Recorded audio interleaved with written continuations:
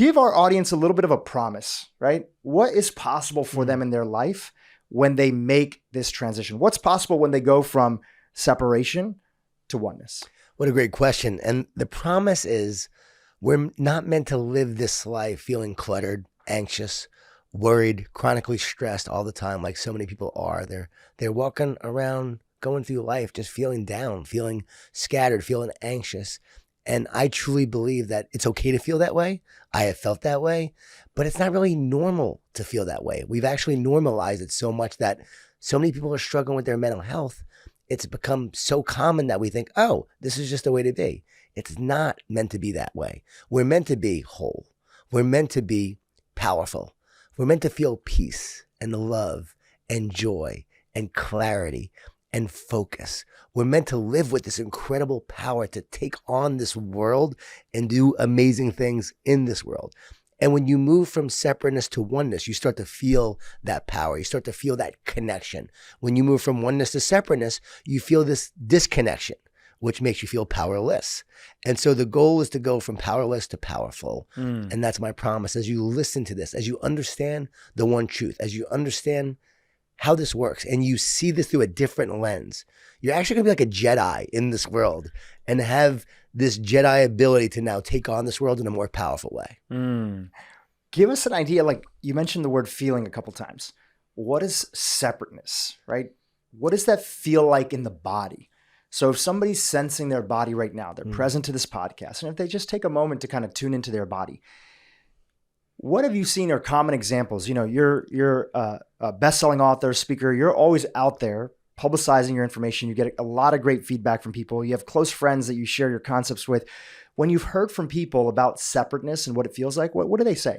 Let me share the 5 Ds that actually divide us and make us feel separate. I think that's helpful as we look at this. One, it begins with doubt. You start to have a lot of doubt, and that feels like insecurity. It feels like concern. It feels like a lot of doubt, like, am I meant to do this? Do I know my purpose in this world? You sort of feel like out of place. So there's a lot of people feel like, am I even meant to have a purpose? Maybe I'm the forgotten one. Something went wrong with me. Yeah, great point. Like everyone else is meant to have a purpose but me. Right. And there's something wrong with me. So you feel like something's broken when there's some doubt there. And then there's distortion, which are negative thoughts. And negative thoughts are lies that will tell you things about yourself and your future that just aren't true. And so many people have negative thoughts. And I always ask this question, do your negative thoughts come from you? And they'll be like, yeah, of course they're in my head. But here's the next question. If you believe your negative thoughts come from you, who would ever choose to have a negative thought? Would you choose a negative thought? Would you choose a thought that says, I don't have what it takes? I'm not enough. I'm not pretty enough, smart enough. I'm not successful enough. You wouldn't choose those thoughts, but they're always coming in. Nightmares and dreams are always coming in. Are you choosing those nightmares? No. So thoughts are always coming in. They come from a spiritual place. They come from consciousness. So understanding that these negative thoughts, these distortions are lies that are actually sabotaging you, are not coming from you, is a really part of understanding how they can make you feel and how they can separate you. Fear divides. Negative thoughts separate and divide you. I'll get onto that in a second.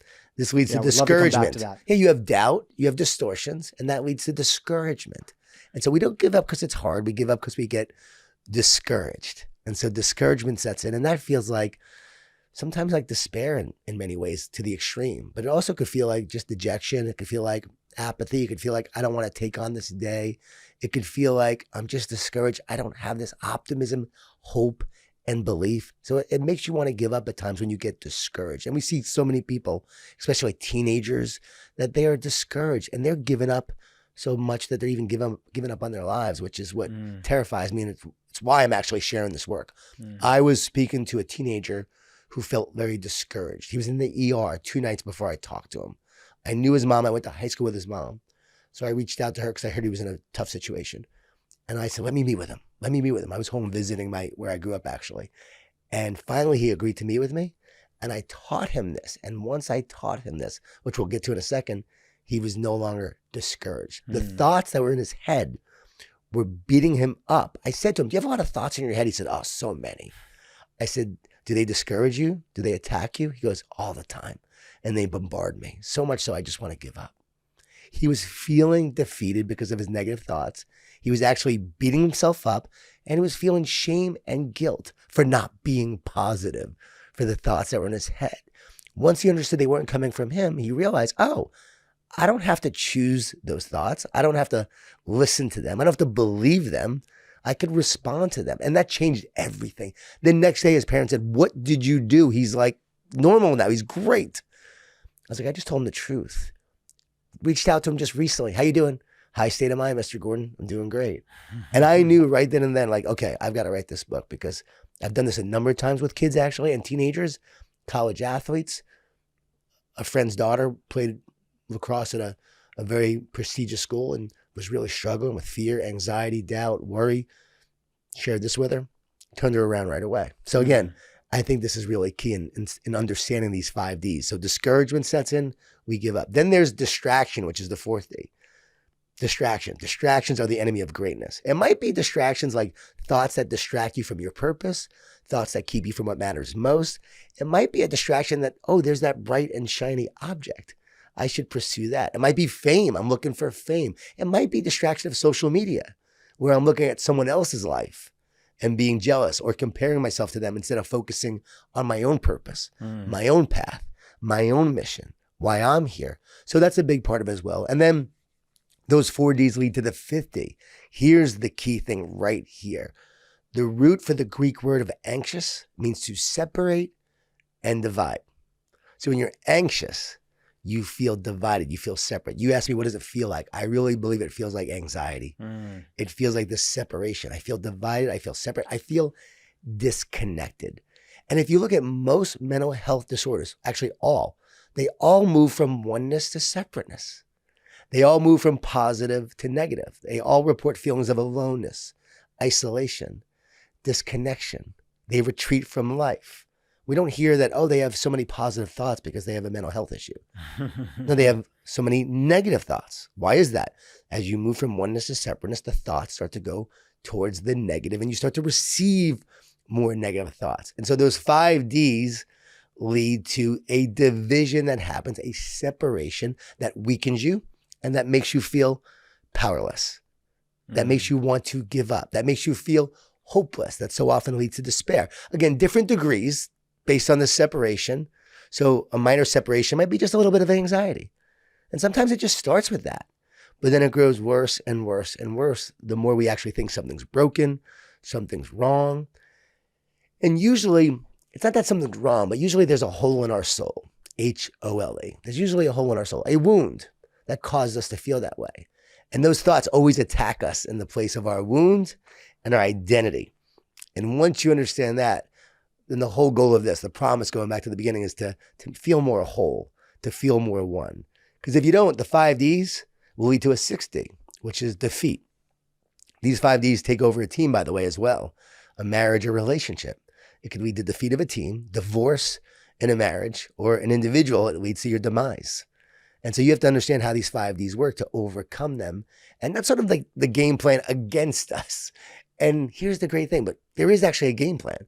But once you understand what's coming at you and how you can lose the battle of your mind, the key is, okay, now I know how I can win the battle. I can confront these 5 Ds. I can overcome these 5 Ds. I can live with more instead of doubt. I can trust more. And that really is the answer. So when I start to feel doubt, like for me, personal, I'll just give an example with me.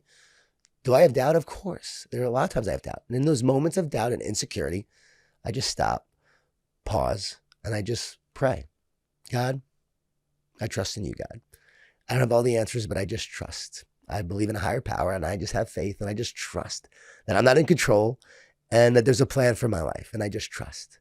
And that in that moment, I feel a whole lot better. It does make a difference for me. So for another person, the key to and an antidote to doubt is to trust more. Trust in your abilities. Trust in your team if you're at work. Trust in what you've done in the past. Trust, I believe, in having faith. And I believe that the more we do connect to a higher power, that does start to actually help us and heal us. And most research shows this. Addiction programs actually show this, that there's a belief in a higher power. Think about addiction programs. People feel separate from their source. What are they trying to do? Get back to that feeling. So what do? They choose cheap substitutes as they're trying to get this feeling of connection that they're meant to have. But instead, they're actually trying to get that feeling other ways. So as they stop with the substitute, they now have a disconnection. So what do programs do? They bring them together through community. And then you have more connection with other people. Then there's this connection to a higher power that moves you away from self towards a greater connection and more healing. So it moves you in that direction from what? Separateness to oneness. And so trust is essential. And then instead of the distortions, when they come in, my favorite advice is to speak truth to those lies that come in. And the truth is, you were never meant to be average. The truth is there's a plan for your life. The truth is you are here for a reason. You're not an accident. I asked that teenager who was suicidal, are you an accident? He goes, no, I'm not an accident. I go, well, if everything is just randomness and you're here by chance and this world is here by chance, well, then you are an accident. He goes, well, no, I'm not an accident. I go, then you believe there's a purpose for your life? He said, yes, there is. I said, okay, great. There is a purpose. Then you're not meant to give up.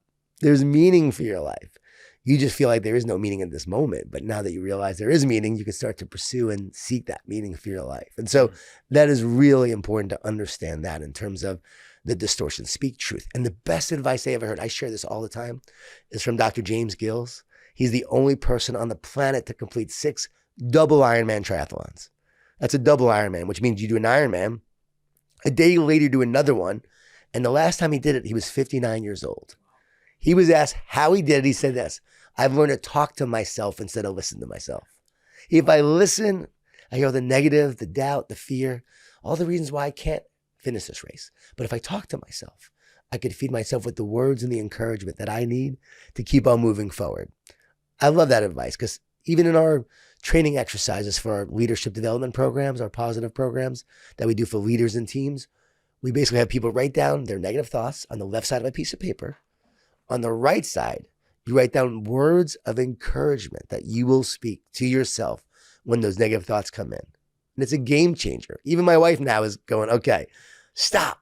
And she'll say stop when the negative thoughts come in. And she'll start saying those words she wrote down on the right side of a piece of paper to uplift herself, to encourage herself. And the word encourage means to put courage into. Yeah. So when you encourage someone, you put encourage into them. Let's humanize this a little bit. You know, it's been a while since you've been on the podcast. You shared a little bit of your story. Tell us your story of negativity and how that was so overtaking your life. And how did those 5 Ds, right? Well, there's a 6th one too. Yeah. Can you kind of humanize them by weaving them into your story? What was going on with you that led to this sense of separateness? Yeah. This is why I'm doing this work, because it started with my own journey. And by the way, the 7th D is your destiny. And so when you overcome the 5 Ds, instead of the 6th D, you actually tap into the 7th D, which is leading to your destiny. And that's what happened to me. I was losing the battle of my mind. I was losing the battle as a father, a husband. I was so negative, miserable. My life was falling apart. I lost my job during the .com crash. How am I going to pay the bills? I was so focused on success. And my identity was wrapped up in all the success I was trying to achieve. And then when everything came crumbling down, my identity was now shattered. Who am I? What am I here to do? What am I going to do? I felt like such a failure. And what did I do? Started blaming my wife. It was her fault, well, because I wasn't living my dreams or realizing my potential. Men often do this. We start blaming others instead of taking ownership ourselves. And guess human what? Beings do it. Yes, human beings, but men do it a lot. And as a man, I need to take ownership. And my wife gave me an ultimatum. She said, I love you, but I'm not going to spend my life with someone who makes me so miserable. We tell our whole story in Relationship Grit, a book we wrote together. Yeah. And it's raw and real. This is not about how great our relationship is. This is the mistakes we made, or I should say I made, and then how my wife stayed strong. She gave me that ultimatum. And she's like, we're done. Like, if you don't change, like she was ready to leave and I had to change. And that really began this journey of, I'm smiling now. I wasn't smiling then because I know what it took to overcome and to get there, but began the journey of researching ways that could be more positive. This was during the emerging field of positive psychology. And so I'm studying these ideas of how I could be more positive. This emerging field, I'm finding this data and research and I'm practicing these ideas. So I start doing them. And they start to improve my life. I start to enhance my mental health. Now, What's really cool is everything I did then to overcome the 5Ds started to play out in my life, and I started to elevate my state of mind. I started to find more oneness in doing that, like gratitude. Research shows you can't be stressed and thankful at the same time. So there I am every day, taking a walk of gratitude in my neighborhood, saying out loud what I'm grateful for. My neighbors thought I was crazy, but here I am doing this, saying this. To this day, people remember me walking all the time. I still walk all the time, do this all around my neighborhood. People say all the time, yeah, I see you walking along the road, on the beach, wherever. So you're literally just going for a walk and then repeating out loud things that you're grateful for? Yeah. And do you have any sort of methodology or like a number that you're trying to hit? Like how do you kind of... Because again, that takes away, if you try to hit a number, there's got to be an essence, a feeling. So you just go to anything. You go from one area to another. I'll start with small things, big I things. start with small and move to big. And I'm thankful that I can walk. And you still do this today? To this day. And are you somebody, because I'm kind of like this, are you somebody who does better with gratitude spoken out loud versus writing, or can you do it both ways? I think whatever works for the person. Yeah. And what does it work? What does work for you? For me, it's more audio as I'm speaking. Yeah, I'm more like that. As I'm saying it is less of a draw to me. But at night, my wife and I do this thing, 3 things we're grateful for before we go to bed. Yeah. And it's like, I get into it when you start speaking it. So going back to your story, you were walking around and you were feeling it and you're in gratitude. I'm in gratitude. I'm saying what I'm grateful for. And when you appreciate, you elevate. You elevate your state of mind, elevate your mood, how you feel. Why? Because that gratitude is moving you more towards oneness instead of separateness. I'm convinced abundance flows into your life when gratitude flows out of your heart. And so you're practicing this gratitude and you just start to have a different feeling. And that feeling, that energy that you start creating and that you start attracting literally starts to transform your mind. And research shows your brain. You start activating, right, the positive part of your brain instead of the fear-based amygdala part of your brain. So you actually start to have more effect on your brain. You start to rewire your brain, from negative to positive when you do that. I believe we talked about this on the last podcast, but it was life-changing for me. And I needed to change, especially my daughter too. My son, I was a dad who loved my kids, but I was so stressed and running and trying to create and trying to drive towards success that I was actually ignoring the people that mattered most. I wasn't a very engaged and active father either. So doing this gratitude walk, I'm convinced had a huge impact on my life, but it was the negativity and the feeling of separation, tons of anxiety, tons of worry, tons of angst. What were the things you were worried about then, right? Everything. You had lost your job. Well, there were initial worries of survival and supporting the family and bankruptcy. But even after that, even after I started to second mortgage my home, $20,000 in credit cards, and opened up a restaurant to try to make it. There was obviously a lot of worry, fear, and anxiety then, but I started to do some of the things that I talk about now, and I literally started to pray. I was practicing gratitude. I was saying positive things out loud. I expect great things to happen today. I accept all the people that want to come to my restaurant and support it. We were almost bankrupt several times, but I kept saying positive things, kept believing, kept hoping, and eventually the restaurant became successful. Now, is there a magic button where you do that and you're going to be successful? No, but I know that gave us the best chance to be successful because the more you focus on the positive, the more you're optimistic. Research from Duke University shows that optimists actually work harder. They get paid more. And they're more likely to succeed in business and sports. And when you're an optimist, you see the possibility. And then you take actions to create it. And then you take action. See, that's what the researchers found. Because they believed it, they took the actions necessary to create it. So every day I was believing it, now I'm acting on it. I'm flying movie theaters. My wife and I are out there trying to get catering. She was so amazing. You with the right person when they give you strength. And my wife was just like, everyone says when they read that book, like, your wife was a rock star. Jon, you're pretty average, but your wife was a rock star. And it's true. Like, she really was our foundation, our rock in so many ways. And I can look back and see how that optimism, though, that positivity was a game changer during the most fearful and stressful time of my life. Well, what was an early moment in this process of changing? In this process of awakening and becoming more of who you truly were, because the negativity is not who you are. Right. You're becoming more of your true potential, stepping into your purpose. What was one of the first early moments you remember where your wife really felt like, I'm seeing a difference? Yeah. And then that was communicated, whether it was through, just a little hand touch or Yeah. verbal or whatever. Is there an early moment that you really remember that your wife, even though you had felt it for a while, your wife was like, I see this? Within 3 weeks of doing the gratitude walk every day, my wife actually noticed that I was doing it and said, wow, you're different. You seem so much more calm in this moment. Wow. So she noticed it early on, even doing that every day. The mind is like a garden. You got to weed the negative and feed the positive. Do it for a day. It's not going to do a whole lot. Yeah. Do it for a week. Do it for a month. I have, we were chit-chatting a little bit before we started recording. I have a weekly men's group that meets. Yep. We've been doing it for the last 7 years. Since I've basically been in Los Angeles. I've been here about 9 years. And all guys who are growth-minded, but not necessarily were in the beginning. We were just kind of friends who were looking for an excuse to get together. And every week we get together, we start off with, tell us what you're celebrating in life, which is a version of tell us what you're grateful for. We kind of borrowed this question from this group called Summit that we were all part of. Another one, which is tough for men sometimes, but it's part of it. Tell us what you're navigating, right? So start off with the gratitude, but then also tell us where it's a little bit sticky. What's a little bit tough that isn't working out? What do you have to let go of?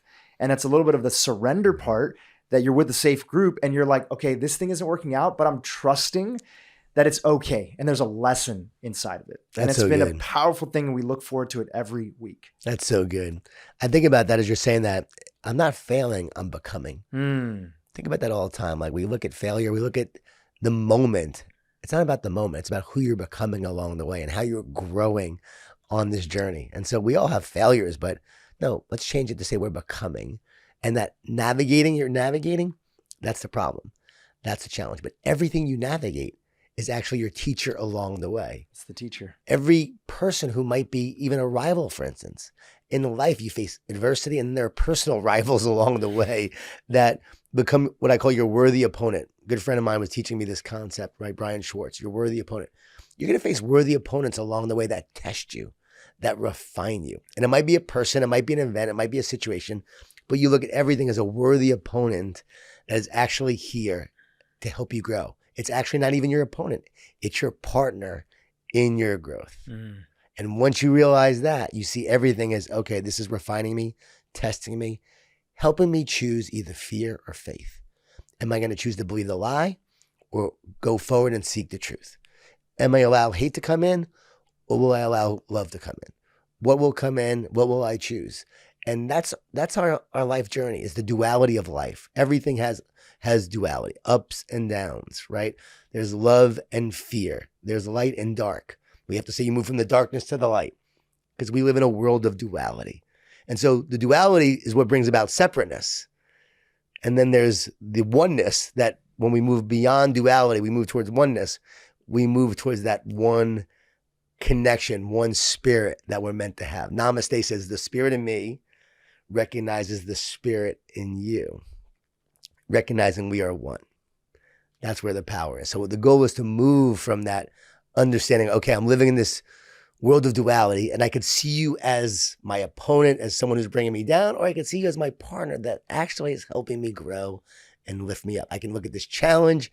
What am I navigating? Yes, it's a great navigator, but guess what? If I didn't have this problem, I would never actually come up with ideas and solutions that make us better in the long run. And all the beautiful things that I have in my life today started off initially as something that might be a problem, right? And my life and my work, the one truth I share now that I believe is going to save so many lives, started with me and my problem and my negativity and someone who actually wanted to give up at times and someone who dealt with depression. So anyone who's struggling out there, I've been there and I know what it's like and I know that feeling, and it is such a horrible feeling. And you do feel so alone and you feel so disconnected. And that's what I want to help people with. I don't want them to feel that way. I want to move them towards greater connection, towards greater oneness. So they don't have to go through life feeling that way, because too many are. And it breaks my heart when I talk to people or I hear kids and what they're going through. What I've been doing lately, I can't do this with everyone, but I've been saying, hey, if you have a son or a daughter that needs help, I'll be happy to talk to them. And I've been doing a couple talks a day, and it's I can't do this forever, but it's been powerful to have these conversations. But once you share the truth with them, you see the light bulb go off in their head and they recognize, wow, they were living with a veil of a lie that was telling them they are their problem. They are their failure. They are their thoughts. and you move them away from that. You lift the veil and they see the truth. You turn on the light. It's like the darkness dissolves and everything changes. It's like the greatest feeling in the world in that one moment. And it happens every time. Once they see it, boom, there's a change. And that's what I'm passionate about. Going back to, discouragement, we encourage. Distractions, we focus on what matters most. And then division, the ultimate thing to teach people is fear divides, but love unites. Because people always say, okay, how do I get to oneness? What are the keys? What brings me back to oneness? And it's always love. Love is what unites. Love creates connection. Connection then creates clarity. So the more like I'm connected to the moment, or I'm connected to others, or I'm connected spiritually to God, and I have that connection, I start to have so much more clarity and wisdom in those moments. And then from that clarity, I now have more confidence. I want to go back to your story because it feels that a big part of your clarity was also getting quiet enough to be able to step into gratitude in that sense of quieting the distraction, taking things out. So you mentioned gratitude walk, right? And typically this was something that you were doing early in the morning, is my guess, or like early in the day. Oh, very early. Right? Because it's how you start First thing the day in the morning sets the tone for the rest of the day. Right? How you start the morning sets the tone for the rest of the day. What is an example of something else that you were bringing into your life to help you get into a place where you're on that journey towards oneness? Meditation and mindfulness was instrumental in my journey. See, you have to understand how thoughts work. The more you have a lot of thoughts, you have clutter. And that clutter is what lowers your state of mind, a lot of thought. If I drew two circles, one with 3 dots and one with 1,000 dots, which mind will perform at a higher level? Which mind will be happier? Which mind will have more peace? The one with just a few dots, not the one with 1,000. The 1,000 dots is a lower state of mind. The few dots is a higher state of mind. When you have a higher state of mind, you have more clarity, more focus, more positivity. A lot of clutter, a lot of fear, worry, anxiety, and doubt. Does that make sense? It totally makes sense. And I think the follow-up question that a lot of people are thinking is like, where do you think these even come from in the first place? All right. Right. Like where do negative thoughts come from? Right. You said yourself, are we choosing them? Nobody would sit down and say, I want to choose to beat myself up today, even though it might look like, people sometimes self-sabotage. Nobody's choosing that on purpose. So where is that negativity coming from? What do you believe? So there is a world of duality. And if there's light, there's dark. If there's good, there has to be evil. If you look at Harry Potter, what is Harry Potter about? Good versus evil. Star Wars is about good versus evil. Wonder Woman, good versus evil. Black Panther, good versus evil. Superman, good versus evil. So in the space, in the absence between man and women and God, the space, that's where evil could exist. When you are one with God, when you're one with your source, one connection, evil can't come in. The minute there's separation, there's a gap, then evil can come into the gap. In a world of duality, there's going to be some separation because it's not like you're one. You experience moments of oneness. We've all been in the zone. You feel like time stops. And let me go back to a tree that's planted in the soil. It's meant to be planted there to grow, to thrive. You put a fish into water. It's meant to be in there to thrive. It can't survive outside the water. We are meant to be connected to our Creator. We were not meant to be separate. Again, this is my belief, but we are not meant to be separated from our Creator. We're meant to be one. Spiritual people say source. Christians will say one with God, right? Jews believe they were here. Again, my mom was Jewish. Jews believe, there's a Creator that created them and they're part of God's creation. I believe we're all part of creation. We're not here by accident, or else we wouldn't have meaning. We wouldn't have a purpose. It would all be an accident. It would all be randomness. So we're meant to be connected. And when we're separated from our Creator and we're disconnected, that's when we start to feel separate. And it's also when negativity could start coming in. And that's our journey through life. This is the curriculum of this life. This is the narrative of this universe, is that there's a battle going on between good versus evil. Because why would negative fits exist even in the first place? Now, people will argue, you'll have evolutionary folks that will say they come from survival, that you have negative thoughts because you have to notice there are tigers coming your way and you have to survive them. They come from making sure that negativity bias. negativity bias. You may not have food, so I've got to make sure I go take care of my garden so I'll have food to live. Okay, great. I will give them that. But that's a different kind of negativity than the thoughts that say you're not enough, that you don't have what it takes, that your future's hopeless, that this painting is not great. None of that has any evolutionary purpose to it whatsoever. Those are thoughts that attack you in the place of your identity, of who you are. And that's a spiritual notion. Even the ideal of greatness is actually, where did the ideal of greatness come from? Like, not like the top of the tribe, but there's an essence of greatness, of striving. Why do we paint? Why are we artists that are creating? Why do we care about any of that? That doesn't have any evolutionary purposes whatsoever. It's what it means to be a spiritual soul living in a physical body.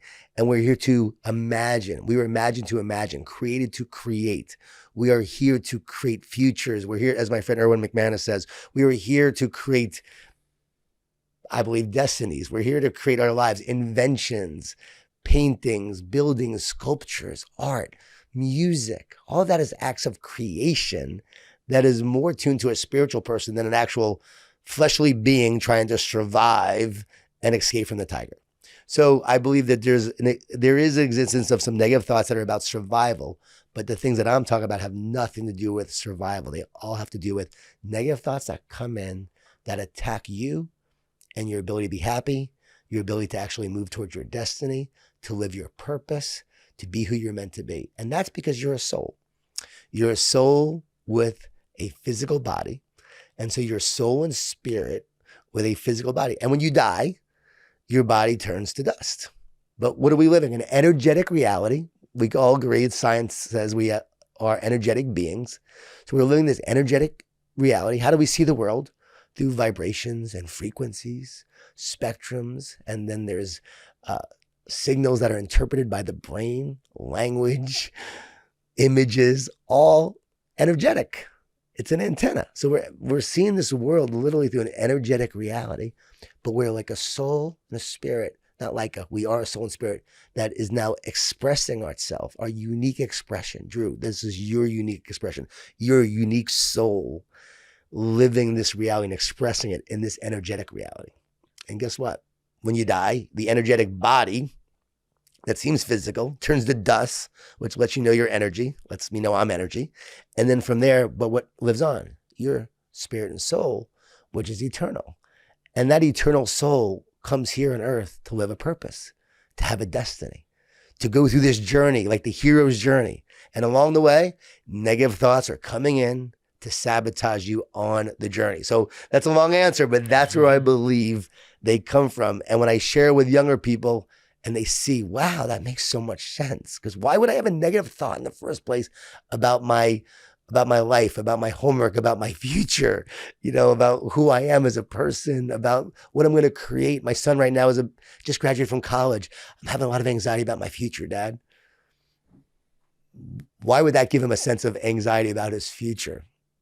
So those are all places that we get attacked in. Does that make sense? Absolutely. And I think it brings up this larger point, which is that you're not just talking about, and this is not to minimize it, but you're not just talking about just belief. Right. There's a lot of people out there that have belief for their relationship with a higher power. Yeah. But there's a little missing component of action and practice. And of course, what I'm hearing from you, correct me if I'm wrong, is you're talking about the combination of both of those, right? You can believe a lot of different things. People believe all around the world different things, but it's, do those beliefs match with actions that take you towards love and oneness? So good. So here's the deal. So I want to be honest. I'm a person of faith. Yeah. So I think everybody got that.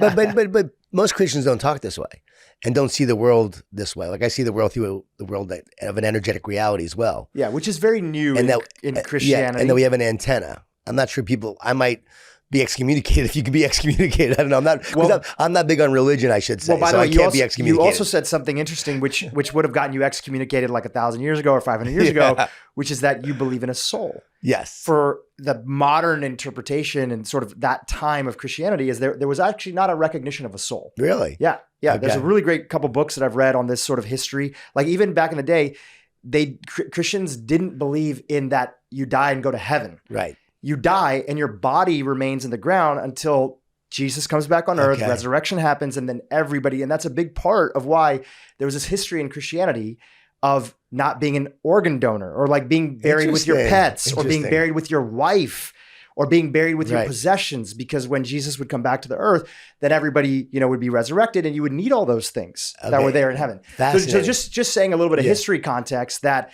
beliefs can change. and that there's I'm hearing a spiritual, you have your beliefs and I celebrate them. I'm hearing a spiritual core essence with your unique relationship that is your connection with oneness. Yes. Right. And then it's matched with the Christian tradition. Right. Right. Well, within that belief set. Technically, but here's what I wrote in The One Truth. Truth is truth, and you'll find it everywhere. Yeah. And so the truth doesn't need the Bible to exist. Yeah, I heard you mention that. It already exists. It's basically the Bible, though, that explains the truth of oneness, actually. Yeah, that's more than anything. Yeah, because if you look at the Old Testament, that's a story of separation. Adam and Eve in the garden is a story of separation, because they believed the lie. They ate of the fruit. They basically were separated from each other and from God relationally. And if you look at society, we see that happening all the time. We see relationally we're being separated from each other, and spiritually being separated. The New Testament is basically the prescription or the solution to the separation, and how to restore people back to oneness. But as I wrote the book, I had asked myself, okay, if that's the case, then why are so many Christians struggling with their mental health? Why are so many Christians depressed? Why are so many Christians not living like the teachings or what they believe in the teachings of Jesus? And what you realize is, as you said just a minute ago, it's about practice. It's about implementing. And what I realize is that if we're spirit and soul, as a Christian, what happens is you then, in your belief, for instance, in Jesus, you're saved, right? You believe in a savior, you're saved, but your soul still needs healing. So your spirit's saved, but your soul still needs healing. Your soul is still encumbered by the patterns of the past, by the wounds of the past. Your mind and soul are what govern the body and brain. So you have this mind and soul, the software, the operating system. And you can be saved in the spirit, but your soul still needs to be healed. And if it's not, you're going to be saved, go into heaven, but act like you're living in hell and feel like you're living in hell. And that's what happens so often. So what I share is we've got to spend each day bathing in the spirit. If you took a cucumber and you put it into pickle juice and you dumped it in once and pulled it back out, would it be transformed? No. That's baptism. Like they get baptized in the water and then boom, I'm baptized. You've been saved, but it's not transformed. You must bathe your soul in the pickle juice to be transformed, to be pickled.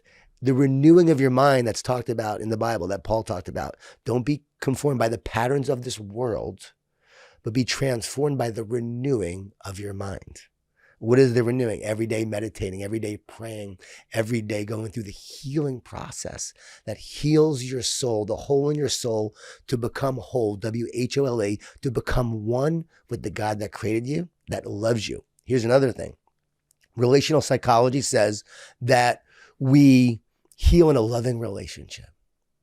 Great. Okay. Now they're wondering, can you heal with a higher power? Okay. Can you heal with a stranger? No. There has to be love there. So you can't really heal with a stranger. If the higher power is a stranger, you can't heal. And that's the argument for a personal God, a God of love that loves you. Yeah. That loves you and wants to share love, that is love, and you are love. And when you connect love to love, that's the wholeness, that's the oneness, that's the spirit to spirit. And so real healing takes place when we are able to receive love. I was a big time New Ager. I was a Buddhist, studied for years. Buddhism, it led me onto a very spiritual path. It's part of my journey and my history, and I'm proud of it.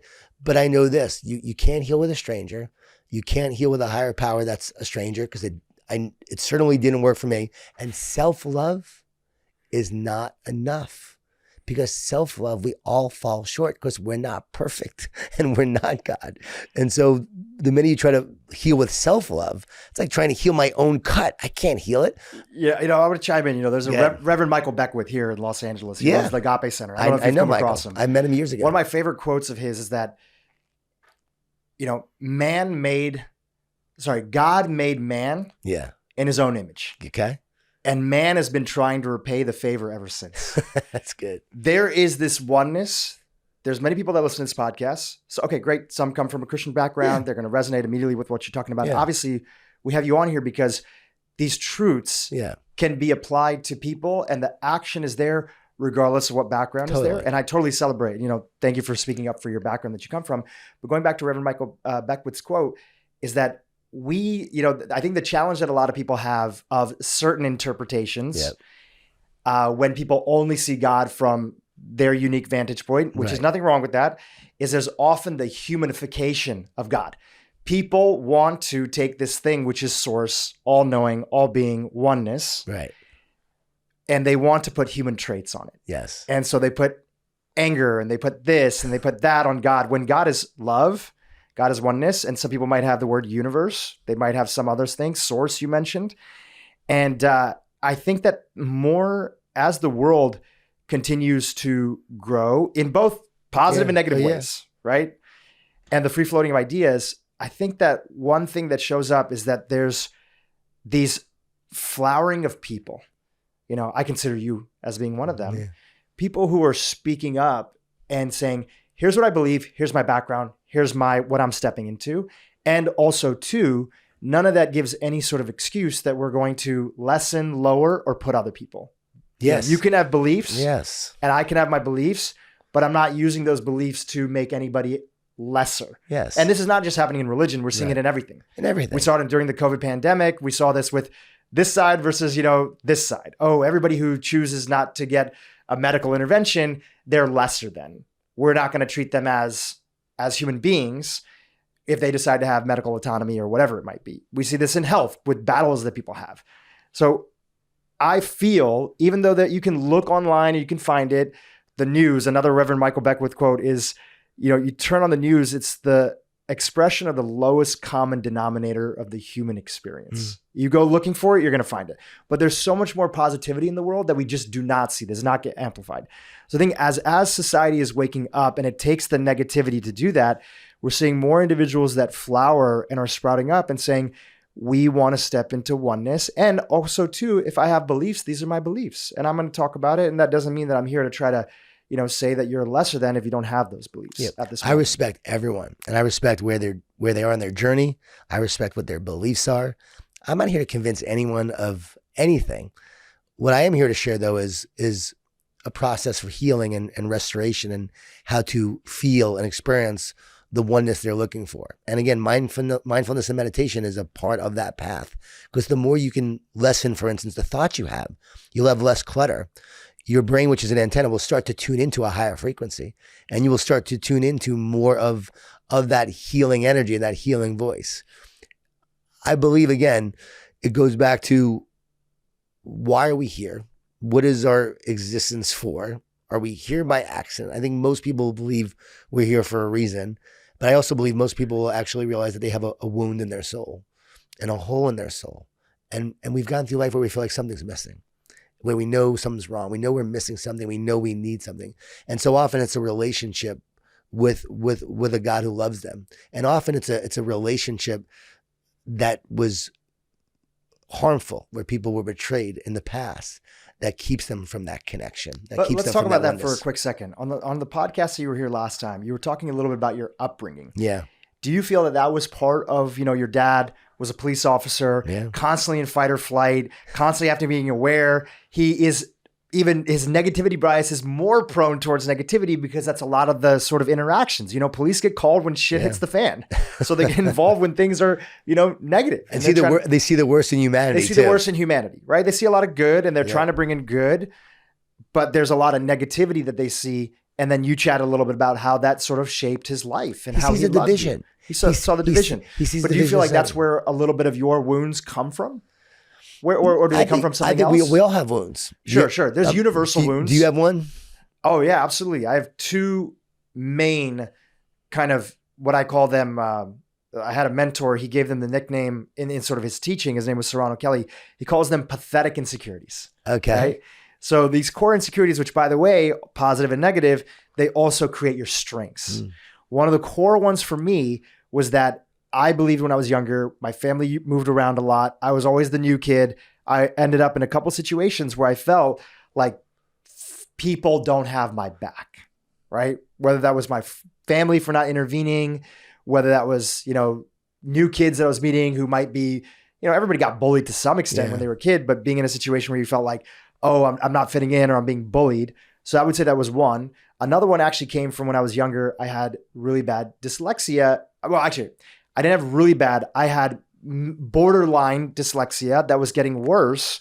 And I had a teacher that basically was giving me Fs in a particular class and made me go home and sign it. And I didn't take the papers home. And I kept on stuffing, the little desks that we all had when we were in elementary school. Yeah. And then finally one day my teacher called my parents and said, your son is not getting these sent to you. And my parents, South Asian Indian parents, all about academics. Right. They're like, how could you lie to us? And I internalized it as a young kid. And I said, I'm a liar. Oh, wow. So those are the two sort of, wounds, I'm sure amongst other spiritual wounds that we're all navigating. But yeah, those are two for me. Yeah. If you think about it, why do we all have wounds? What are wounds? But a separation.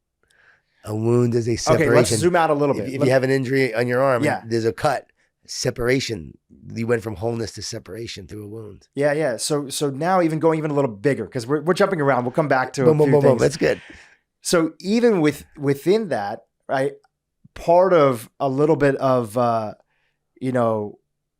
the understanding of these wounds is that, first of all, everybody has wounds. Yep. And also your core strengths in life often come from the things that wounded you. So are they bad? Are they good? Are they wrong? Are they right?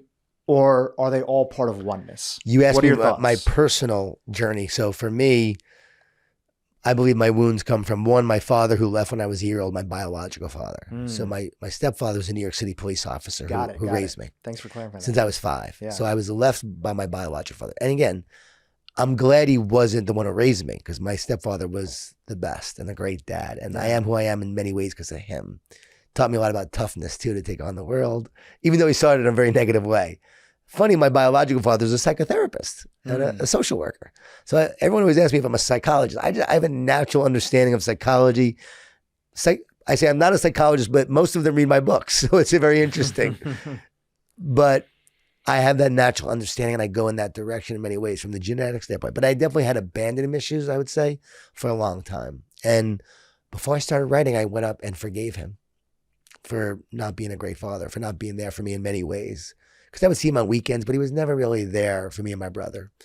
And my brother sort of said he had enough with him. But for me, I was still reestablishing connection. Yeah. And going up to forgive him. I don't have a great relationship with him. I don't have much of a relationship with him, but I forgave him. Yeah. And by doing that, there was a lot of healing that took place from that. Again, you have a wound. The whole point of life is to heal the wound that you have and to take the hole in your soul and make it whole. So I had to, heal that, and forgiveness and love is a big part of that. So extending love, extending forgiveness, that was a huge part of my journey. I started writing after that. I don't believe I would have been able to write if I didn't let go of the old. And that gave me the ability to now create the new as I was moving forward. And that's when my whole journey began, really, in this world of self-development, of leadership, of teamwork, of mindset, came from doing that and going through that. So did it lead to my greatest strength? Yes. Did my negativity? Did my fear? Did that lead to now a source of love and a greater love? Yes. That's the journey of life, to going from negative to positive, separation to oneness. I believe we start out as one, we then get separated, and the whole point of life, the whole journey of life is now going back to oneness. Mm-hmm. And the more we can experience and feel those moments of oneness and connection with other people spiritually, that leads to healing and wholeness and happiness and joy. And so wherever you are in the spiritual spectrum, wherever you are in your spiritual beliefs, just know moving from separateness to oneness is where you will find more healing and wholeness, and begin the process of making you whole, which is the point of your existence. And as you're whole, WHOLE, you will then find more power and wholeness, whereas separation, there is weakness. To make this real for people, practical, the word integrity comes from the word integer, which means whole and complete. So someone with integrity has wholeness and completeness. They have oneness. A leader with integrity is powerful because there's no gap between what they say and what they do. A leader who's a narcissist, or if you're married to a narcissist, or you have someone in your family that's a narcissist, the narcissist actually feels separate. The narcissist at the neurological level has cut off other parts of the brain to protect itself because it's experienced trauma. And narcissists in many ways have experienced some sort of trauma that has caused them to feel separated, isolated, and alone. So they feel disconnected. So what do? They focus on self instead of others. And it's about self-preservation. So once you understand this, you can even see how leadership plays out of oneness and separateness. And that person who's feeling separate doesn't care about other people. Again, but mostly because they've been hurt and because they've experienced a wound. And that same narcissist, if you study narcissistic personality disorder, what you'll find is they also report feelings of depression, isolation, aloneness, disconnection. They have same symptoms as many other mental health disorders because they feel separate. Going back to the experience of oneness and separateness. So what we're doing here is we're literally combining in this conversation and in the one truth, the spiritual understanding of who we are with the scientific understanding of what causes mental health disorders. And it's explained not by me, but just in general, when you know the truth too perfectly and it fits too perfectly to not be part of our existence. And we're trying to separate, just like holistic healing. Well, let's talk about that for a quick second, healing. Right? You and I connected a bunch because you are like deep into the world of health, wellness. You had your own, health journey. Your gut was messed up for a long time. Separation. So, the body, especially in modern times, is also being wounded by our modern lifestyle, right? And the body impacts the brain impacts the body. How does that fit into the mix over here as you're thinking about it and how we have to treat our body like the temple that it is so that our brain and our heart can function the way that it needs to? So good, because shame and guilt, I often say, is the inflammation of the soul. And when you have shame and guilt and blame, you have this inflammation that keeps you from healing. And by the way, highly critical people, right, which you've even mentioned before, like you've never met anybody who was super happy, who just happened to be highly critical, right? But also I find that highly critical people they don't feel good. Yeah. They don't feel good in their body. They're not in body. Yeah. And that is another form of separation that's there. So it could be inflammation, it could be blood sugar roller coaster, it could be too much processed food. So yeah, how do you think about the health component as it's related to separateness and oneness? Going to the critical part, I have to just address that real quick, because when you are critical, it's actually because you feel separate and you don't feel like you have intimacy with other people and connection to other people. So then you start actually rejecting others or criticizing others. It's like traffic in LA. We look at the other person as the cause of our traffic. They're looking at us as the cause of their traffic. Sure. And there was a sign in LA that said, "You are the traffic." So it's understanding that I haven't seen that. Yeah, we're all one. Was that a sign by the by the government, or somebody else put it up? Someone put it up. It was by Hollywood. You are the traffic, which I thought was a brilliant understanding of we're all one. Yeah. We're all one. Once you realize that, I'm not competing with you for that one spot over there on the road, because if I am, I'm separate. But if I'm one with you, I'm not competing. Guess what? You can have that part. Right. So inflammation is when there's a disconnection and a lack of healing in the body. And we have all these processed foods. We have all these different stressors. We have these environmental toxins that are actually destroying the natural ecosystem of our body and of our health and our wholeness. And so as a result of that, we get inflammation. And in health, you have to remove the inflammation. Chronic inflammation. Yeah, for the body to heal. Chronic inflammation for the body to heal. But if you have chronic inflammation, the body can't heal. So we've got to remove it in order for healing to take place. Same way about removing the shame and the guilt that you feel for healing to take place in your soul and in your mind, which again, not your brain, but your mind.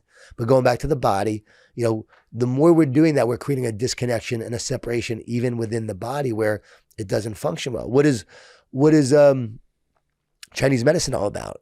It's all about getting the body to flow like a river. And there's blockages. Yeah, qi. There's qi and there's blockages along the way. I've done acupuncture for years.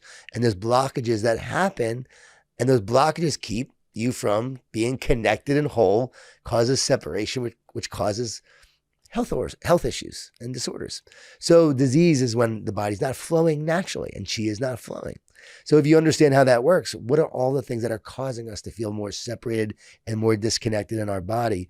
And the more we infuse our body and our brain with these toxins that are destroying us, literally, then we don't feel as good. And our brain, which is an antenna, then gets damaged.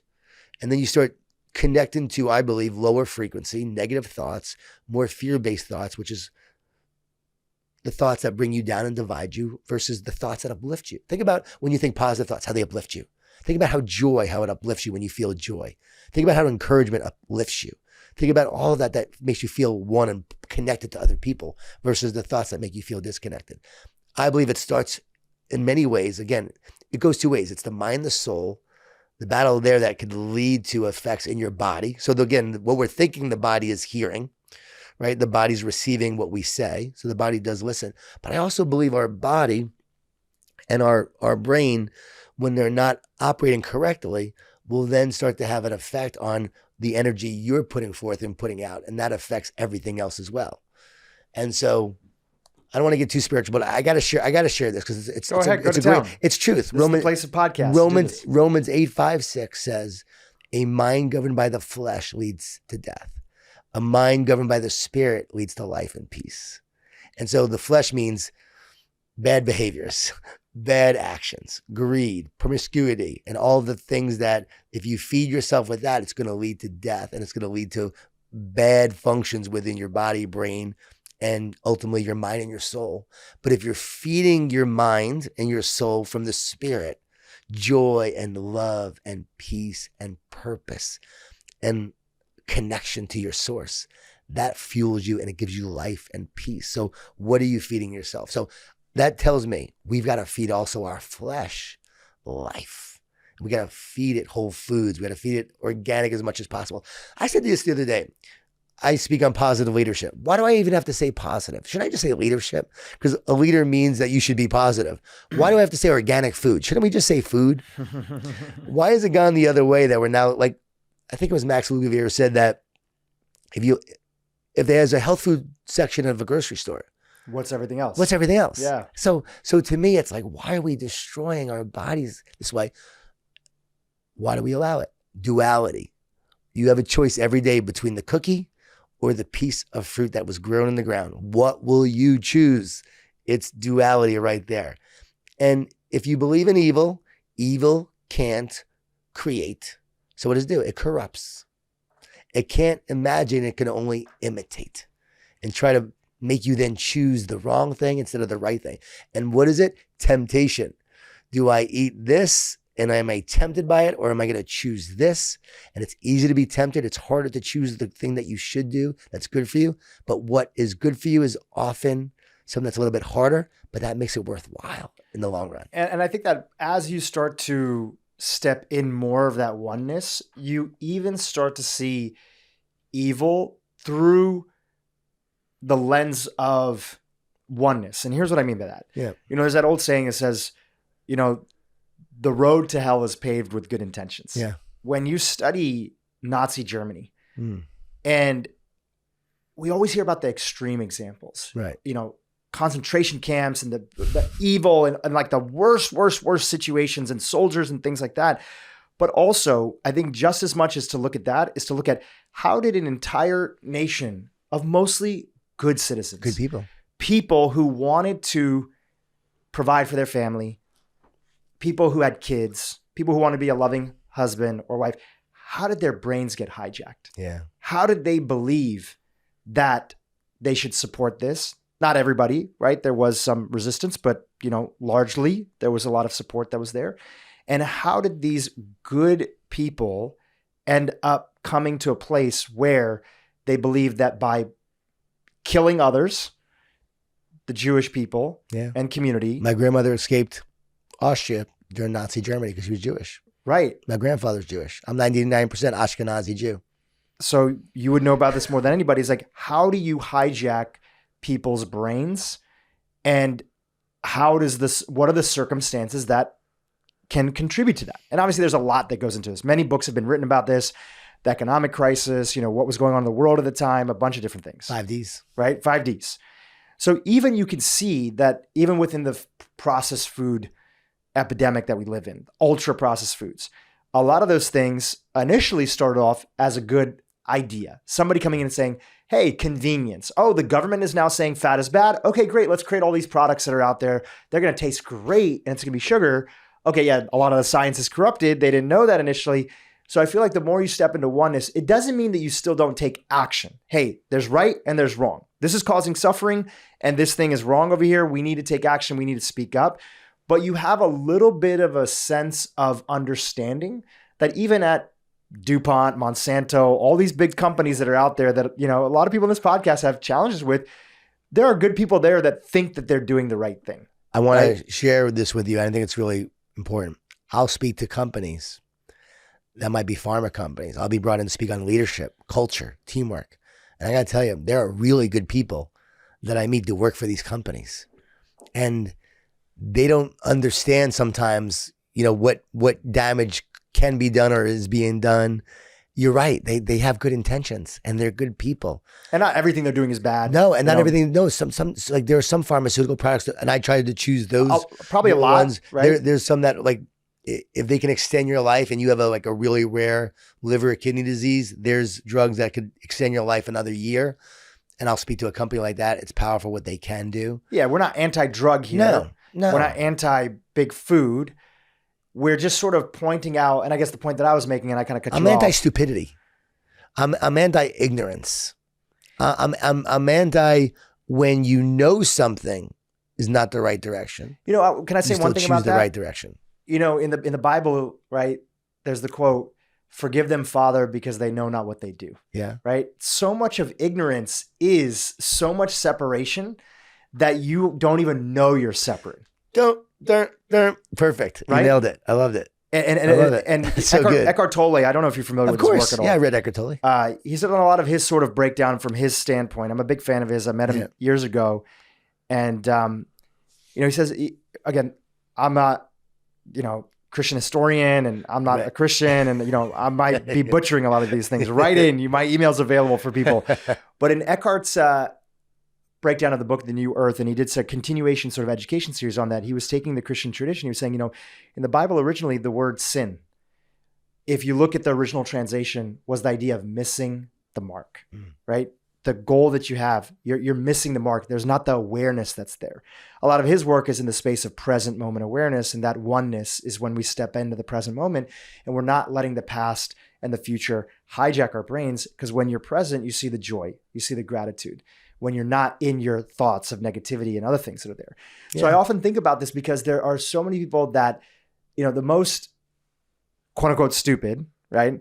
Most stupid, the most ignorance that's out there is people that usually through their, you know, circumstances of the community that they're in, how they're raised, or in the case of Nazi Germany, the ideology that was at the time, the propaganda that was there, you're ignorant because you're in this milieu.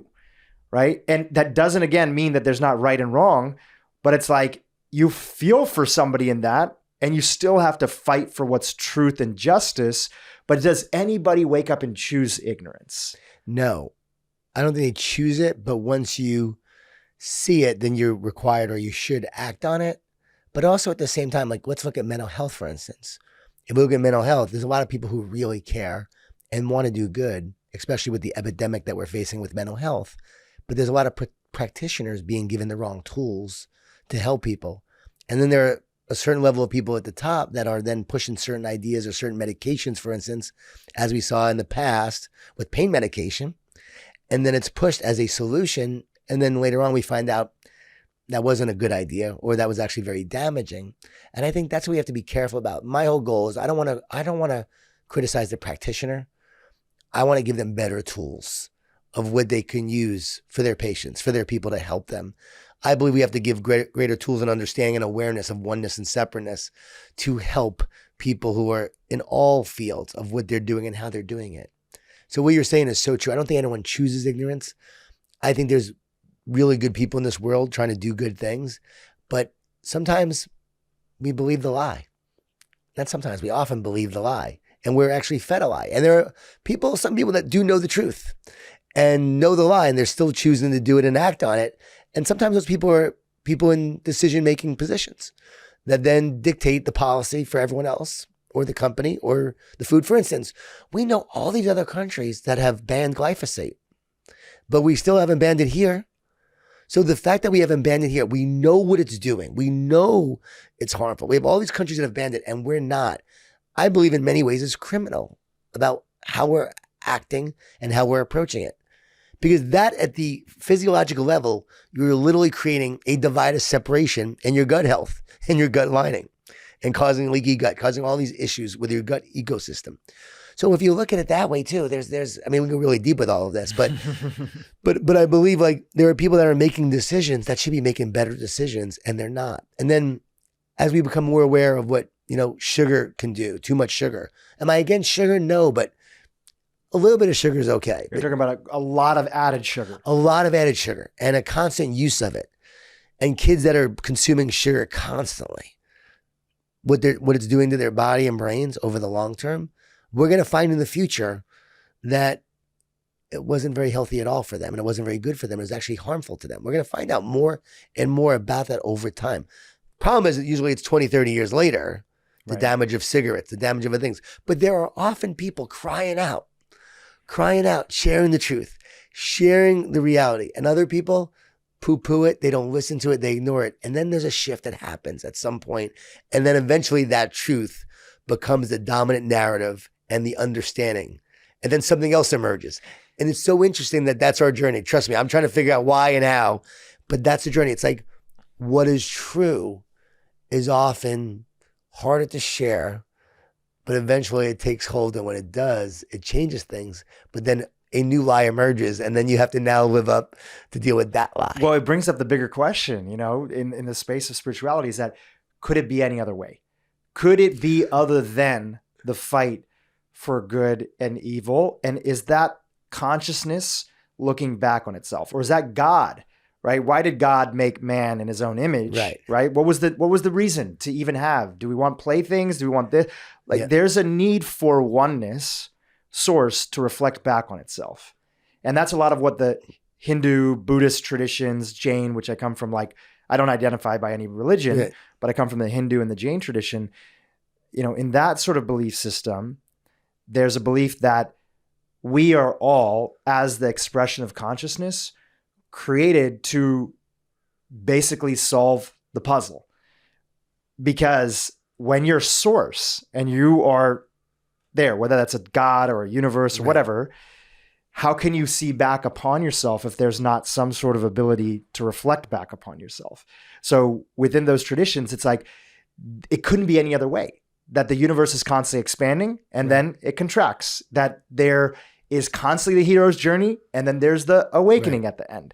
We are in the process of spiritual beings that we're constantly in that evolutionary pathway. We need the tough times to become, good people. And anyways. But it sounded like that sounds like a very narcissistic creator, though. A narcissistic God that is from actually your interpretation.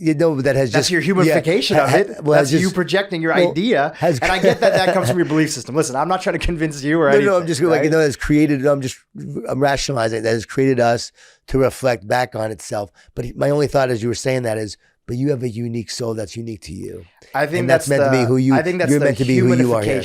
Right. Well, let me ask you another question. Okay. Let me ask you another question because we didn't come on this podcast to, disagree, cool, but it's also okay. No, it's okay to disagree. I love it. Do you feel I disagree with a lot of people. I still love them. Yeah. Totally. Do you feel as you've been paying attention to the space, health space, everything like that, have you also been looking at the world of psychedelics, in particular psilocybin? How do you feel that fits into this? Have you ever had any experiences, if you feel comfortable? I have not. But it's funny because the conversation came up the other day with a group of men I was with talking about this very thing. And a couple of guys did it. Other people were against it. I'm actually doing my research on it. I just had Ben Greenfield on my podcast. Clearly he's against it now, plant-based medicines and so forth. I believe that what we're seeing with it in a healthy way, that for people with real severe trauma, people with PTSD, since soldiers coming back from the war, they've done a lot of studies with this and a lot of experimentation. We don't really fully know what we're doing, I believe, fully yet. But what they're doing is, as they do it, they're seeing that people are being helped by it. And I believe the reason why is what it's doing is it's opening up your brain. It's getting your brain to operate at a higher frequency. It's connecting to a higher frequency, a greater consciousness. And in that, you're moving then from separateness towards more of a feeling of connection and oneness. And in that connection and oneness, it's why a lot of people report feelings of love and be able to work through issues that they had in the past and a moving away of separation. So in that regard, if you're helping to do that, I believe that it's actually going to be very healthy and helpful if it can be done in a very safe environment. The scary part is if you believe in a spiritual world and you believe that there's good and evil, when you open yourself up to that, there are moments, and that's why people also have bouts of really dark experiences doing psychedelics, that you can now tune into a demonic force. You can tune into some dark energy and dark forces that can really affect you if you believe in that in the spiritual realm, and if it is a battle versus good versus evil. So you have to be careful for that as well. Yeah. So different dynamics. So I'm open to it in a very healthy way, and a way that establishes connection. But I still think eventually you can have that feeling, you can experience that oneness, but then from there you can also have then where you retreat back to feelings of depression and so forth and separation. So I believe ultimate healing which still can happen anyway, in anything. Right? And I still feel like that's why we have to continue to looking heal. into it.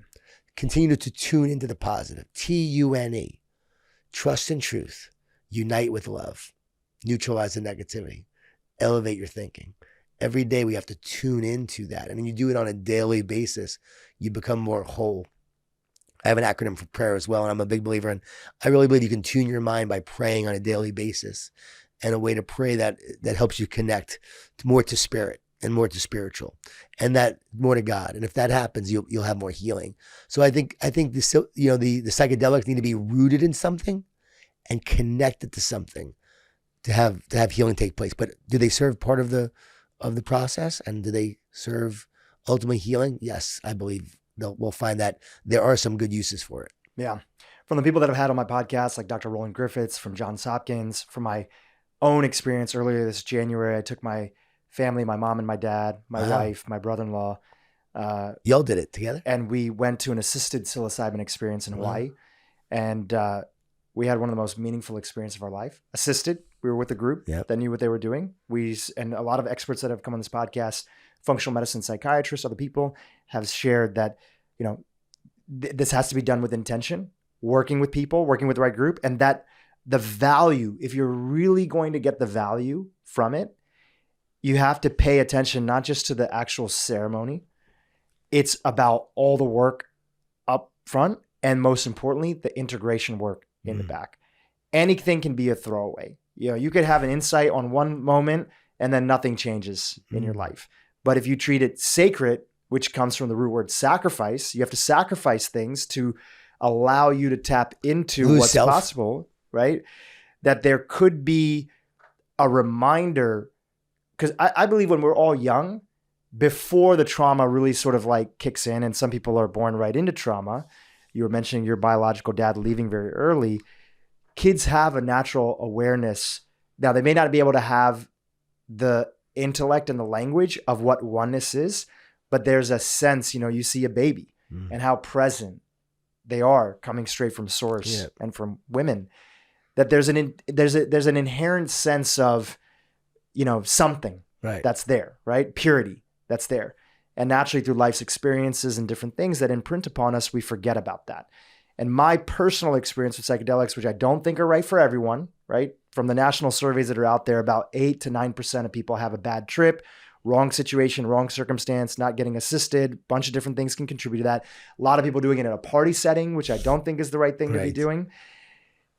If you have a good experience and you're working with somebody great, my personal experience, and it's not a recommendation, was that I got back into a remembering. And I have my daily spiritual practices. I have my daily version of what prayer looks like to me. I have my daily meditations, I'm not a daily meditator, so let me clarify that. I have my moments of mindfulness and then my infrequent meditations that come into the mix.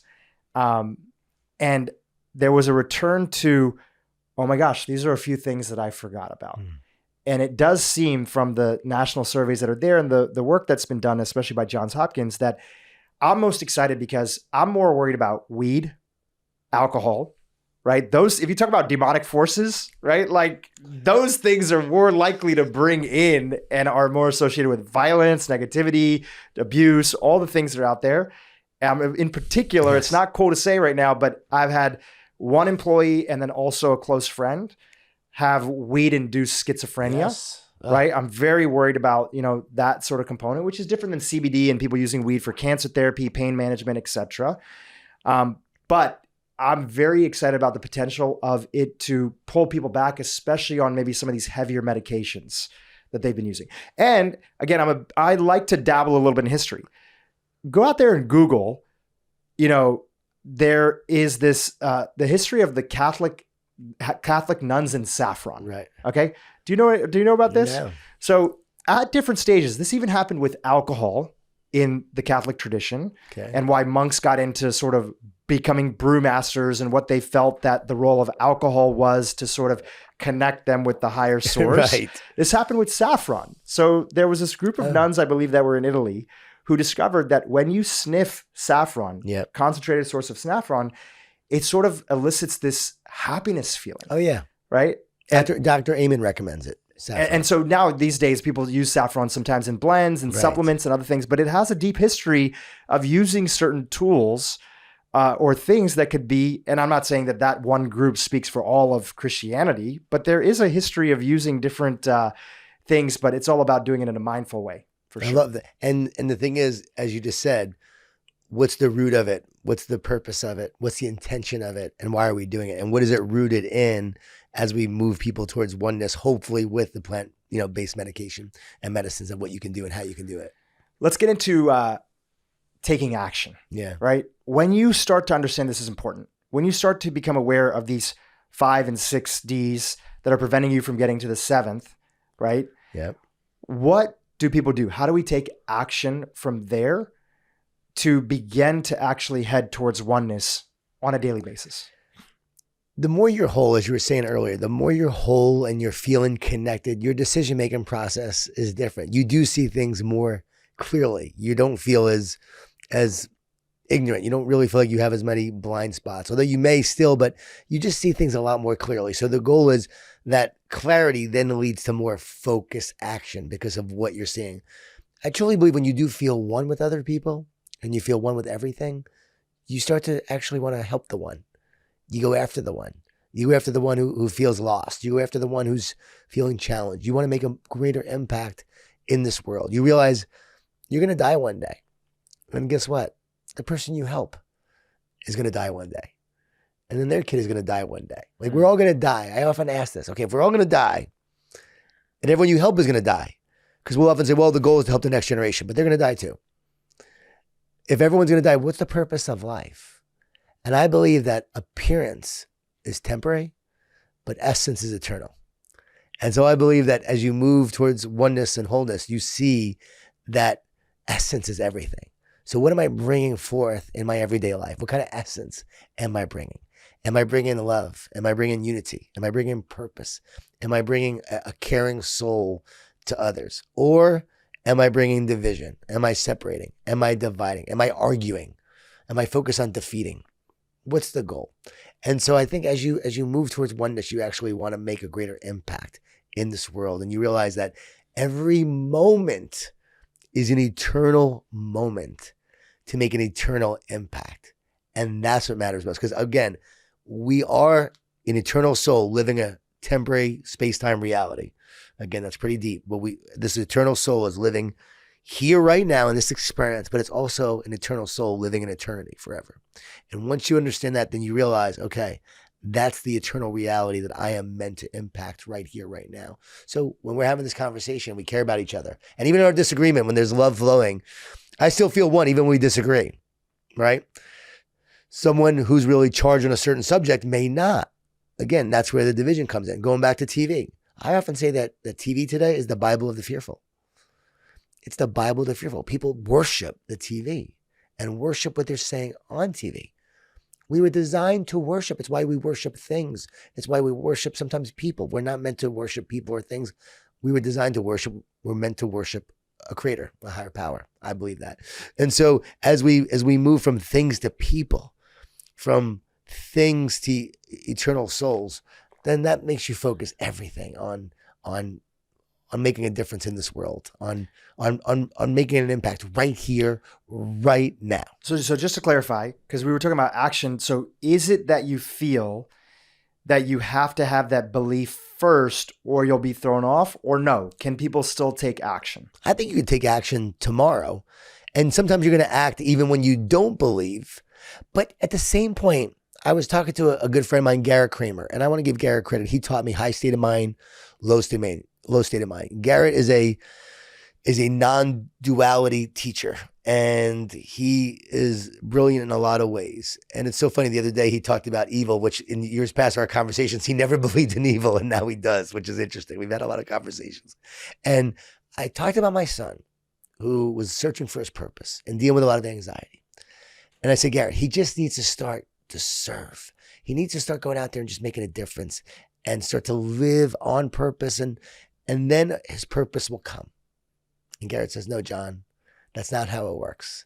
When he remembers he is one and reminds himself of the oneness that he is, that he's connected to everyone and everything, out of that oneness, his purpose will flow.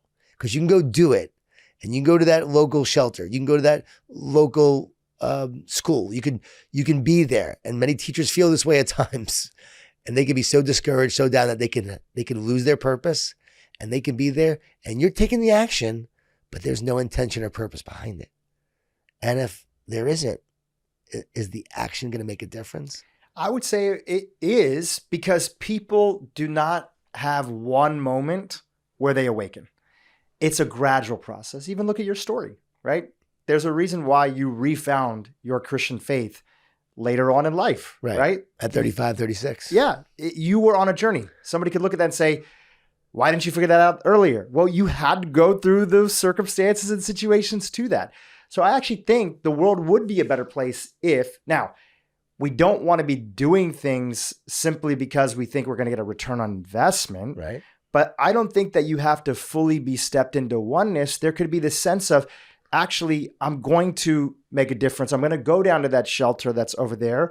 And you know what? There's probably a lot of atheists that would become better human beings just by spending more time in service, right? Just like there would be, other people of different groups. A lot of Christians would become better people spending more time in service. Yeah. So don't you think independently certain actions contribute to people on their journey, especially if we look from your perspective, right? Of course. The Christian perspective, right? No, for many, I don't have a Christian perspective. I don't live life from a Christian perspective. Isn't your belief in God a big navigator of how you go about things? It's really more, to me, it's not a Christian perspective. It's truth. It's a truth perspective of oneness and healing, and then looking explained to you by the teachings of the Bible, and not explained to me by those experiences, and those truths came to me when I didn't even know they were in the Bible. That's what's crazy. Mm-hmm.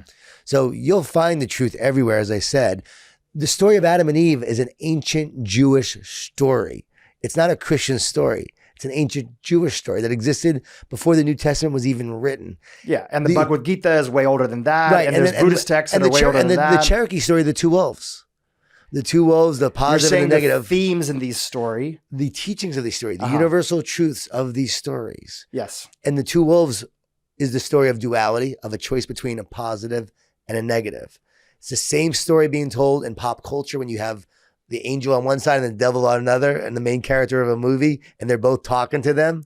Same story between the two wolves. They're both speaking to us. Which one will you feed, right? Which one will win? The one you feed the most. It's the same truth told throughout different generations and different stories, different traditions. So to me, I'm a one truth. I'm a seeker of the truth. I wasn't looking for Christianity. I wasn't looking for that. I was looking, what's the truth and what explains oneness and separateness? You will not find, good and evil in many places, right? More, that really is explained more in the Christian tradition, the Christian belief, understanding of separation and oneness. I think it's through the Bhagavad Gita fully. Of separation and oneness? Oh yeah, absolutely. It's a story of good and evil. Okay. And most of what you talk about, mindfulness, other things, you realize that would be blasphemy in the Christian tradition. But mindfulness, right? Back in the day. Yeah, mindfulness and meditation, right? Again, contemplative prayer. Even the idea of having your own relationship with God, that was outlawed in Christianity. It was through the church that you have a relationship. It was the born again Christian movement that created that here in the United States. Going back to, I'm not a fan of religion. If if you actually go to the source of Jesus's teachings, the teachings are clear about oneness and understanding about oneness and experiencing that. Yeah, I don't deny that. I think here's where I was trying to come to. Yeah. You had mentioned something which said if you just go down to the shelter and you do it, right? I just want to make sure that people who are in their journey of oneness and are working on getting there, right? I don't think anybody officially, it's almost like looking back, you're like, oh, I've been in that place of feeling oneness. Are we discouraging certain actions because we feel like we have to have somebody arrive to a conclusion or a belief in oneness? So that's genuinely, I'm asking on behalf of the audience. I agree with you. Take action. I do believe we should take action. Yeah, definitely take action. But I'm saying taking action is not ultimately the answer, because you can take action and not have any essence or spirit behind it or intention behind it. And if there's no connection behind it, the action is actually going to be futile. But do you feel like sometimes certain actions end up creating a situation where that action is more likely to put you on the roadmap to getting to that place? It looks that way from an appearance perspective. It looks like. It seems like to be the reality, because you see people's stories and everybody arrives to their conclusion of oneness in different ways. Different ways, different experiences. But again, that experience was what you were going through and experiencing. But was it the experience that made it happen? Is that the cause of it? It looks like it was, but it was actually your state of mind in that moment and the shift of your soul and your energy in that moment that leads to I guess here's the reason why I'm asking, right? Genuinely on behalf of the audience who is like really listening to you and is like paying attention, is like, I feel this, I believe in this, regardless of maybe where they come from. They're saying, okay, and now what? Of course, pick up a copy of the book. They can read it and feel it inside of there and really connect with those stories. But like, what do they do from here? I would say first, remember you're one. Okay. Got it. I would start with that. Which is a work in progress. Right. But it's not a work. It's just remembering you're one. Like, to really know that you are one and meant to be one with everyone and everything. And that in that oneness and that connection, which right here, right now, in this exact moment, you can actually know that, be aware of that. And the more you go through life with that understanding and that awareness, that will change everything. You talked about Eckhart Tolle. The more you're one with the moment, the more you're actually experiencing, and thoughts fade away. And you're not thinking about the past or the future. Which is very hard to do. We've had Andrew Huberman on this podcast a number of times. And one of my favorite quotes of his is that, the way to quiet the brain, right? And he has this whole Huberman lab, is often through the body. It's tough to quiet the mind with the mind. It's tough to quiet the brain with the brain. It's just a lot of what neuroscientists have found themselves. I agree 100%. So it's often through, it's actually often through heart. What's that? It's often through heart. So it even could be through heart as a concept, but even the activation of, okay, let's use breathing, whether that's the double sigh, as Andrew Huberman talks about, whether that's a practice that my mentor taught me called falling still, right? There's got to be some sort of vehicle into it. Often when you leave people to their own devices and they're thinking, they're like, okay, if I just think hard enough, I'm going to get there, right? It's tough. Because everybody's mind is that your mind is always doing the best that it can with the level of consciousness and awareness that it has. If you were aware of a different way of doing it, you would have done it already. Right. So I guess I'm looking for the vehicles to get into there, right? I mean, you've talked about meditation and mindfulness. You talked about gratitude. Right. Those feel like vehicles and regular practices. So once you step into remembering, is there anything else that can be done to bring us towards source? Yeah. So I'm going to share it again. I'm going to share it from my perspective and what I'm sharing that I believe will help a lot of people if they actually start doing this. And it's Prayer, prayer. Okay. And P is you start with praise. You start with praise, worship, and gratitude. If you don't want to praise God, you don't want to worship, then just practice gratitude in that moment. Gratitude is the ultimate prayer you can actually say in the ultimate praise. You're grateful for everything that is given to you, everything that you're experiencing. You're grateful for this life. That will connect you and start to move you towards oneness. Or you may not like this one, other people may not like this one, but it's to repent. And it's to ask for forgiveness. Forgive yourself, forgive others, and ask for forgiveness for the things you've done wrong and the things that have been done to you. So you let go of. And if you're forgiving, you can also release. right? A great way to think of forgiving is releasing.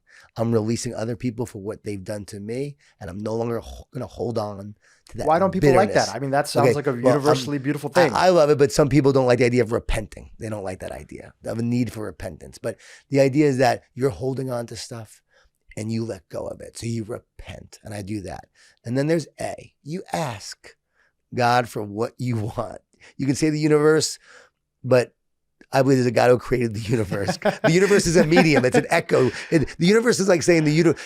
Tell me how the universe changes your life and the impacts you. The universe is for you. How can the universe be for you? There's no intelligence to the universe. Where did the intelligence come from then? There's an intelligence, right? So there has to be an intelligence who designed and created the universe. But anyway, that's the humification of things, right? So I'm a humidifier. Okay. So you have this ask. So ask God. Ask God for what you want. And by the way, I just want to add in, I don't know when this episode airs, probably the next week. It's going to be right around, we just had on a neuroscientist, and she even talks about this. Ask out loud. Yes. Because even if you just look at things, which is not your perspective, you don't have to clarify. Like, we know that's not your perspective. Right. That even if you just believe that the world is atoms and randomness, you are priming your brain when you ask. Right. And I do believe in there's elements of law of attraction. As a man thinketh, as a woman thinketh. What we think, we then so often create. What we think, we can become. Even that's just training your brain to look for stuff. Yes. Just like if you started to say, I'm going to look for red, I'm going to look for red, I'm going to look for red, you're going to start seeing red everywhere. Right. The same way you're doing that for the things that you're asking for in life. And if you don't feel comfortable directing that towards a God or saying universe, or you don't have a faith yet, maybe for people who are on the journey, then it still can be something that's beneficial to you. And so you ask, and I love the idea of asking. Abraham Hicks, ask and it is given, is a teaching that's been around for years and years and years. The law of attraction is asking. But I believe, you're asking for your daily needs to be met. You're asking for what are some things you wisdom. ask for, right? I mostly the health of your family. I mostly ask for the health of my family. I ask God to show me the direction that I'm meant to go in. I ask for wisdom. I ask for brotherhood, right? Good friends, relationship. I ask a lot for my kids. My kids are 23, now, and then my daughter's about to be 25. So I just ask for God, just what's show them their the way. Spiritual or religious journey right now, where they are in life? They've both been on a journey. My son, was struggling for a while, and, just even in his faith and in anything. And I never pushed religion on my own kids. They can believe whatever they want to believe.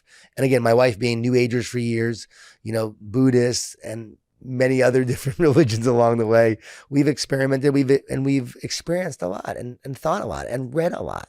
So, but for my kids, I would say my daughter would identify herself as a Christian, and she is someone who is of the Christian faith. And my son is developing a much stronger connection to God. Yeah. And again, our idea of religion is a relationship with the creator of the universe, a God who loves you, and connecting with that God who has a purpose for you, a plan for you, and has you here for a reason, and wants to live through you and live with you, as you create this life. Yeah. And allows bad things to happen, and allows struggles to happen, and allows challenges to happen, because God's ways are not our ways. And so it's about living life, understand that you're going to face challenges, but you can't do it alone. And so it's our kids' journey and their belief that, their goal is to have more of a connection to God. And they know that in that connection, in that oneness, they'll find more power and healing instead of feeling so separate and disconnected. So they ask. They're asking, I'm asking. Big part of that prayer is really to ask for what you want, but knowing that and trusting that you might ask for what you want, but you might get what you need. And so, but you are asking. And then there's why. Yeah. And why is where you yield. And that's where you would love this, probably surrender. And so in yielding, you're surrendering, and you're trusting, and you're surrendering, and you surrender self. You surrender pride. You surrender ego, which stands for edging God out. You're surrendering your ego. You're surrendering all the things that make you focus on yourself instead of being connected to this greater power, to this greater strength. We didn't even talk about where the ego comes from. That's a whole other conversation. but the ego comes from a soul that actually is focused on itself, because your soul actually is your unique spiritual DNA expression of who you are. So that's what gives you a sense of self. Otherwise, you would just be spirit and just oneness and experience that oneness all the time. But once you have this soul, it gives you a sense of self. Yeah. And by the way, the soul is like a very Western concept, right? So just sharing that's a very new addition for a lot of people to step into, that we all individually have a soul. It's Western. It's been in the Bible for years. If you study the Bible and read and go through if you look at like the Adam and Eve story, it's that God breathed into Adam, right? And that the belief and the interpretation for a long time in Christianity was that when you're born, that's God's breath. When you die, that breath comes out of you. Okay. And there's no soul and there's no activation of your body that independently exists until Jesus decides to come back on this earth and bring you back into things. So then the Old Testament understanding would be that he was breathing his spirit into you, and then his spirit was now becoming. I'm just saying that the word soul, right, is not a thing. But it is a New Testament understanding, which is not a Western translated tradition. as the word soul. Yes. Okay, I got to look into that. I'm definitely undereducated. I have it literally on my phone. And I will give you the interpretation because I studied this with a theologian as I wrote this book to make sure my concepts were correct in that. Awesome. Since I was blending spirituality and science and all these different teachings. Yeah. And again, my book is going to raise a lot of questions. It's going to make people ask a lot of questions. It's going to make them think. Is it providing the answers to everything? No, but that was the point. To write the answers to everything, I felt like it would be about a 500-page book. But I've had someone say this book feels like it's teaching you the secrets of the universe and the understanding of everything. And once you understand it, it will then help you explore more and think about more things. And I love the conversation with you because you're challenging me. And it's not even challenging you, it's asking. But you're challenging certain assumptions and also making people who are listening think about it for themselves as well. Sure. And their own beliefs, their traditions, what they grew up with, what holds them back. A lot of people who were practicing other traditions and religions were early Christians or were Christians when they were growing up, and they had bad experiences in the church or saw bad actors of the Christian faith who hurt them, that caused them to retreat from the faith. Best advice I ever got as I was a seeker was, don't let Christians keep you from Christ. And a lot of the people, even of the New Age faith and tradition, will believe in the Christ energy is what they'll call it. But they don't like the idea of a Christian religion. And I totally can get that and understand that. Well, they don't like the personification of God. And also the betrayal that they've experienced, right? Is God a guy with a beard hanging out up there saying, do this and don't do this? No. God is so beyond our comprehension that we can't even fathom God. Is God a man? We can't even fathom God. I can't even answer that. We can't even fathom. A lot of people try. A lot of people will tell you that they fathom them, their interpretation of it. And obviously I separate all that. I separate all that as a difference between that, which might be, words are so limiting, and words and how people understand God is highly dependent on the current climate of the world. Right. Political climate, back in the day when we were living in the deserts of the Middle East, a lot of the interpretation of what heaven was filled with water, that there was an abundance of water. There was these natural streams. Right. There's a book written. It's like, when you look at crazy terrorists who were suicide bombers living in a society where they're deprived of intimacy and sex, their version of heaven is 72 versions that they're going to, right? So like you have these crazy extremes that are different aspects. And I separate out, I can see that somebody has a connection with source, with truth, and that can be real, even if their interpretation doesn't maybe match your interpretation, but that doesn't take away their connection with source. And you can see like this person knows they've tapped into something, and that's true and that's real for them. Right. I don't have to deny that. No, of course not. If I don't have the same interpretation that they have. And I would never judge anyone for what they believe. I think, again, the minute you judge, you're actually violating your Christian faith if you actually judge others. Because you're not meant to judge others. That's actually part of your faith. Sure. Well, a lot of religions, not just Christianity, have used that over the years. You're meant to love others. Well, we can judge people because we're the chosen ones. No. We're the right ones that are there. It's not judgment if you're fighting for God. It's not judgment if you're trying to change somebody's religion. That's how a lot of religions operated for a long time. As a Jew, am I the chosen one? As a Jewish person? Because the Jews believe they're the chosen ones. As we've been, wait, did we finish? So we did we finish all the acronyms? No, we got to get to why. Okay. Why is surrender and trust. Yes, you mentioned that. And surrender, which I love. I love how we're just bouncing around. But E is really cool because PRAY has been around. People have talked about that. But E is where I knew there was more. And it's this, expect. So when you ask and you surrender, you expect And again, I believe you expect God to deliver on God's promises. You expect miracles. And I think it's okay to expect miracles. I don't know how. I don't know which way it's going to happen, but I expect a miracle in my life. I would often say, show me a miracle, God. I am open. God, I need a miracle here. What was one of the earliest miracles when you were kind of on your journey and you're changing your life around, going from negativity to positivity, changing your relationship with your family, not being negative around them? What do you remember as being one of the earliest, you're a best-selling author. You've written a ton of books, millions of copies sold. You like really turned your entire life around. Do you remember an early miracle that stood out for you? Yeah, the energy bus was a miracle. Just walking one day. That's an old book, by the way. We talked about it last time that you wrote. Wrote it in 2006, came out in 2007. That's a miracle. I'm walking one day. I'm praying. I had been on the Today Show before the book and got on the Today Show, did a 4-week series, Get Energized Today, and everything started just to crumble. Nothing was working well. I wasn't getting speaking engagements. People said my life would change because the show went great. 4-week series on the Today Show. It was a great show. You're going to be the next, you know what? And everything just sort of stalled. It was during that time that I'm walking, I'm praying. And that's when I started to become a person of faith. It was during that time. And as I'm becoming a person of faith, I'm now praying and I'm walking and I'm like, God, I trust. And next year, as I'm walking and praying, the idea for the energy bus came to me. And I wrote the book in 3.5 weeks. I remember you mentioning of that. Divine inspiration. And every book I've written has taken about 3.5 weeks.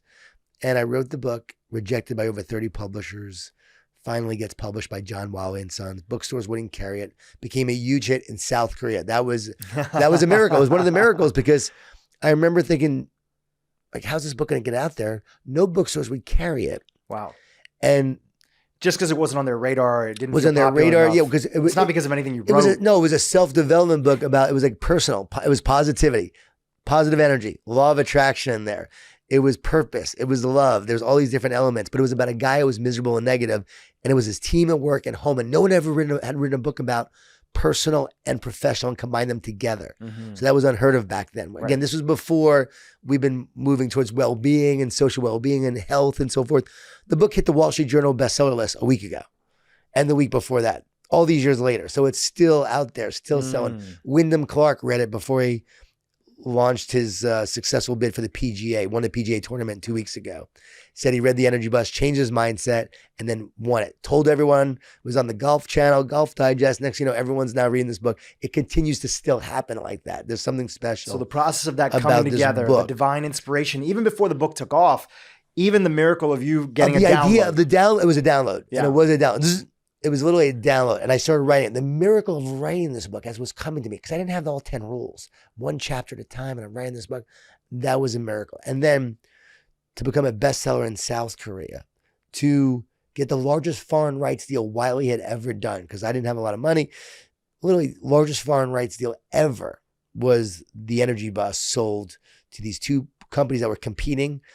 One finally outbid the other. $220,000 was the foreign rights deal for that book. My advance was only $30,000 for the book. And so that was like unheard of. That was a miracle, like another miracle. Going on the tour, 28 cities, going from city to city, 5 people, 10 people, 20 people, not having a successful tour, coming back. Jack Del Rio getting the book in his hands, reading the book. He was the coach of the Jacksonville Jaguars, an NFL team, invites me to speak. Ever since, I've spoken to the Dodgers, the Rams, the Miami Heat, all the biggest teams, all the great coaches. I get to work Clemson football, all of them started because Jack Del Rio read this book. Another miracle. So there have been so many miracles. And then I prayed for miracles when my son was struggling, my daughter was struggling. I prayed for them and miracles for them. And I've seen miracles happen in their lives. Even my daughter becoming a speaker now and how that happened. She was working at Nobu and meets a woman out of the blue who's having bad service, and my daughter helps her and is nice to her. Next thing you know, the woman says, "Can I pray for you?" My daughter's like, "Sure." And the woman starts praying for her. My daughter starts crying. They're both crying. And she says, "I believe you're going to be a speaker. I believe you're supposed to speak around the world and make an impact in this world." This woman didn't know what I did. Didn't know this was my job. Didn't know that I've given thousands of talks, written all these books. And then she spoke that to my daughter. My daughter calls me up. "I'm going to do this." And now my daughter literally is on fire, impacting audiences, making a difference, wants to truly impact people's lives because of this woman, a stranger, spoke into her. The funny thing is the woman said to her, I believe that God brought me here across the country to Nobu in Malibu to have crappy service so that you would come up to me so I could change your life. That's so powerful. funny. Yeah, very powerful. So expect miracles. Yes. Expect promises. Like you're praying, you're asking, expect. I think so often people pray and they don't expect anything to happen. And that, to me, is real faith. Like, that's the difference between someone who has a real faith and someone who doesn't. When I ask God for something, I believe that God is the Father, that he will deliver on his promises and he will deliver something to my life. And there's a oneness and a relationship. I also believe that the more you become one, that you'll start to hear the voice and you'll start to receive downloads. And so often it's a whisper, but you'll start to receive downloads, ideas, wisdom, and God will start to speak to you and through you. But if you don't have that oneness, it's hard to hear that voice. That's why stillness, meditation, prayer, making time for that is so important so that you can start to hear the voice instead of all the distractions that are coming your way. And for me, that's what's happened. Every book I've written, I get downloads, I get ideas. And it started with those gratitude walks every day. Yeah. Of practicing gratitude and tuning my mind when I wasn't a believer in God and I was just walking every day. Yeah. So then the last one is R. And this is where we receive.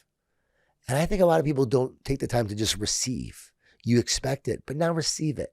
A lot of people don't feel worthy, so they never receive what God, the universe, whatever language you want to use, has for them. And so they don't feel worthy, don't think they deserve it. There's this term out there, a phrase that says people are afraid of success. They're scared of success. I don't believe that at all. Like, no one is afraid of success. They're afraid they don't deserve success. We all would love to have success and wealth and everything else. We feel like we don't deserve it. So we're afraid that we're not actually going to realize that we didn't deserve it if we get it.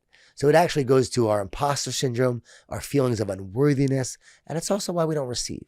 So we're meant to receive all that God has for us. And when you receive it, so what do I ask to receive? I receive your blessings. I receive all the people I'm meant to help.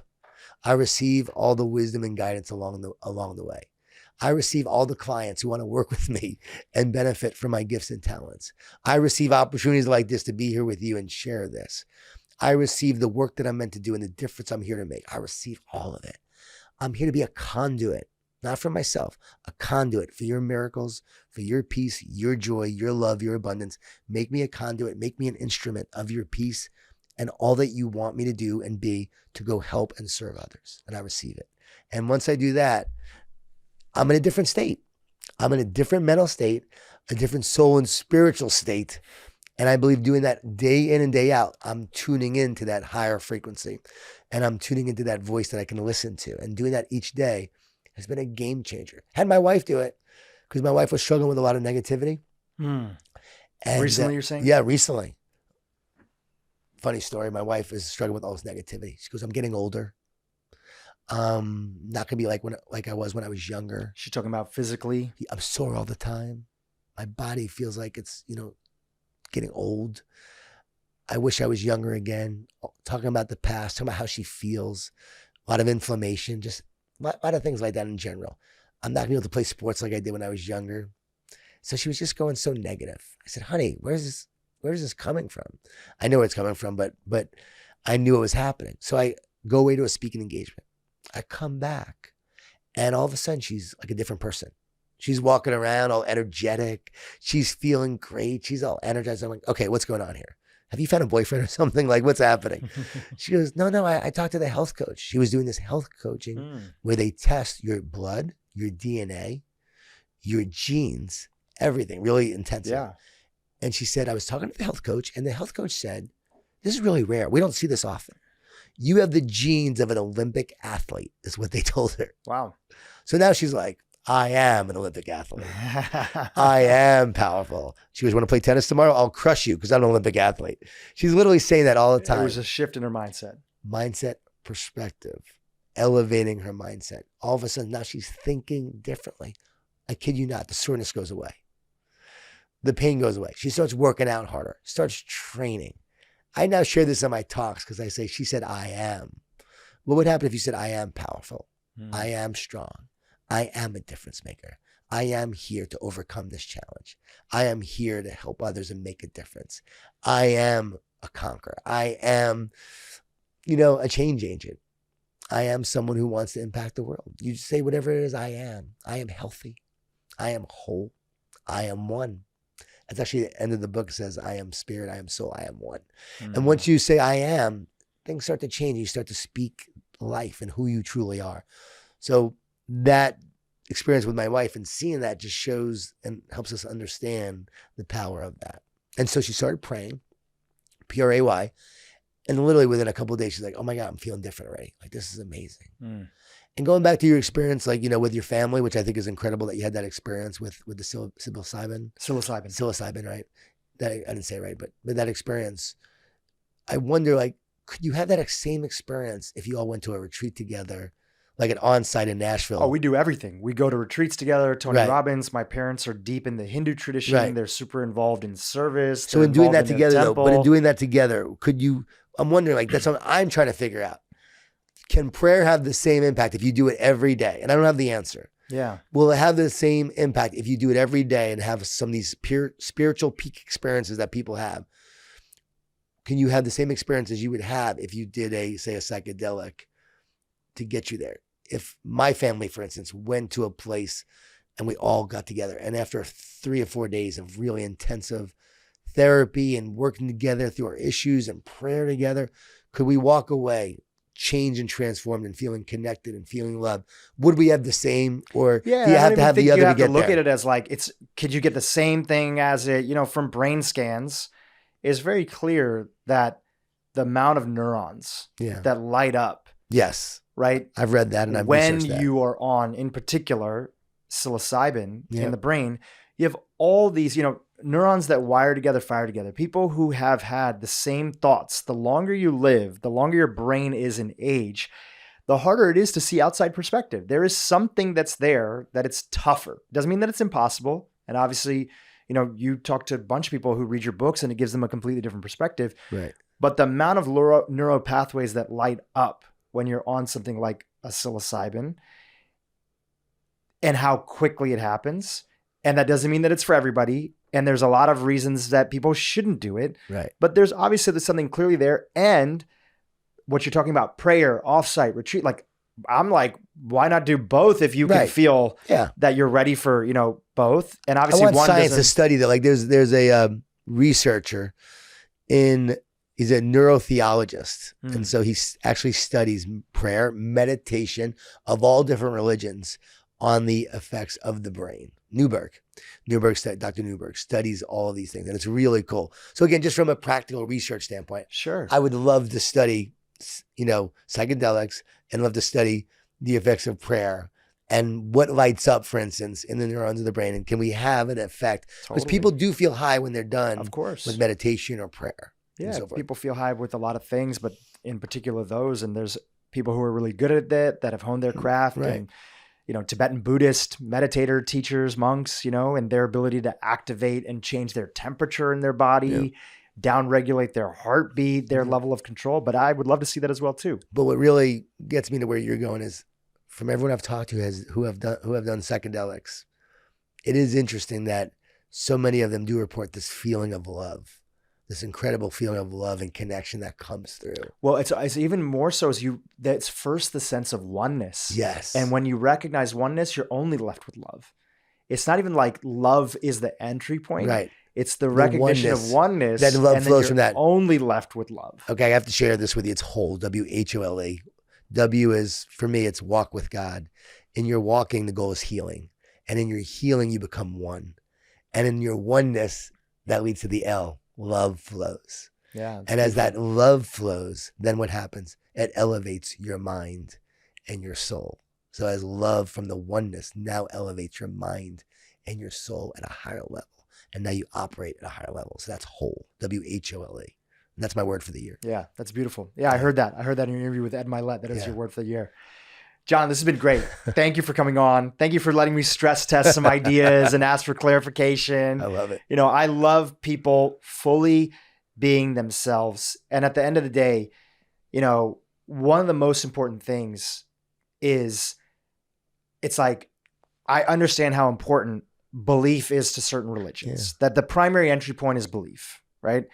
And I also want to layer on top of that I would say that a lot of people do feel this, similarly, is that show me how you talk to your wife. Yeah. Show me how you talk to your kids. Yeah. Show me your service in the world. Show me your schedule. Yeah. Right.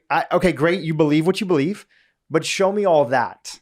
That is a good reflection of, is this belief really a knowing? Yeah. Right. Because I think that there's a difference between belief and knowing. Yes. I think belief is, I believe this. It's a very mental concept. A knowing is really that oneness. That knowing is like, this is just true to me. I don't even have to believe it. It's just true to me. And how somebody's behavior is in service, and how they take care of their family, and how they talk to people, how they treat other people who have different opinions than them, how they fight against injustice. There is evil in the world. How they fight against injustice with still this recognition, that knowing that most people are still good, and that evil is like less than 1% of the people that are out there. And often a lot of people that we think are evil have just been temporarily hijacked, and they want to be good that are there. No one really wants to be evil. Nobody wants to be evil, right? Nobody wants to be evil. And I feel like that's who you embody as an individual. There's a story that my dad would tell me growing up from the Hindu tradition. And it's a story of a young boy who was born to two parents, and both parents, unfortunately, were blind. And as he was born, from the moment that he could start walking, he was responsible for his parents, who were in extreme poverty. And day in and day out was focused on the basic needs of his parents, who went blind later on in life, feeding them, serving them, providing for them, all while living in extreme poverty, working a job, but then having to come home, plowing the fields and having to come home, everything. He had to sacrifice marriage. He had to sacrifice education. He had to sacrifice everything, but his duty, or as we call it in the Hindu tradition, his dharma, was, I'm here for my parents. This is the situation that we're in right now, and I have to do what's needed for them.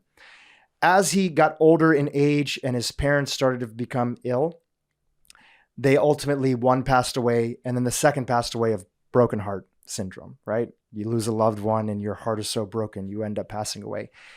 And he was mourning the loss of his parents, and he went down to the local river to just have a little bit of a moment for himself after they had been, in the Hindu tradition, you burn the bodies, and that's part of returning to source. Okay. That's what their belief is. Okay.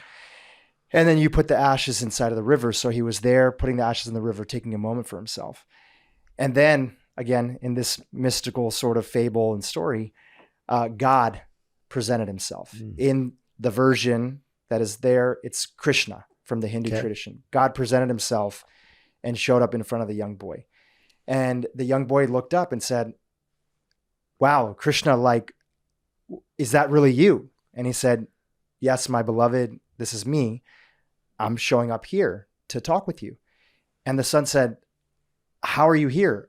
I never had the resources to study the Gita. You could apply this to, you could say, I never had the resources to study the Bible. Right. I never was part of the church community. I didn't get a chance to go to the church. The boy didn't have a chance to go to the temple. He was so busy with his parents. He said, I never had the time to devote to you because I was so devoted to my parents. How is it that you're here to greet me? And God said to him, Krishna said to him, that you were so devoted that I am here to pay respect to you. Wow. You were doing my work even if you didn't have the resources to even understand who I am. And that story, every time I hear it, so powerful. And you could apply that to different traditions, faiths, and everything. I love it. I love your work because it reminds me it's the intersection of everything that you know to be true to you, even beyond belief of your Christian faith. Not that your book's about Christianity, but your work, your influences through them. But it's also the component of the devotion to first ourself, changing our own mindset, stepping into positivity from negativity, and then impacting the world around us. Because once you've been born with that awareness, once you have that awakening of oneness, you don't want to stay in just yourself. You don't just want to make more money for you. You don't just want to provide for your family. You want to give back to the world. And I feel like this latest book is the culmination of that. So I just want to thank you and honor you for coming on the podcast. Wow. And presenting your work and information. I appreciate that story. That's a great, great story. And the reason why you want to go help others and not keep it to yourself is because you see that other person as one with you. Yeah. And as a part of you. And I think once you know that and experience that, well, it's a knowing, as you said. I can't believe something unless I know it. Like, it has to start with the knowing. So the knowing that, okay, that person is one with me, that leads to your belief of how you believe about that person, how you believe you should act towards that person, and then what you should go do for that person. And so there's a difference in that. And anytime I'm arguing with someone, or someone cuts me off on the road, screams at me, if I'm in my old patterns, right, my old dysfunction, I'll look at that. I want to argue back. Yesterday, my wife and I were riding a bike, and we had someone yell at us, on the bike, and my wife, yelled back. I'm like, honey, you don't even know them. Just keep riding. It's okay. Like, you don't have to argue. Like, move on. In 2 seconds, we'll be away. But the guy started arguing back to her. I'm like, now I'm going to have to fight to protect my wife. And I don't want to do this. Oh, no. Are we going to see a social media clip of you getting into a fight with somebody? I don't want to hurt someone right now. Like, I don't want to have to do that. So I was like, honey, I don't have to protect you. Like, let's just move on.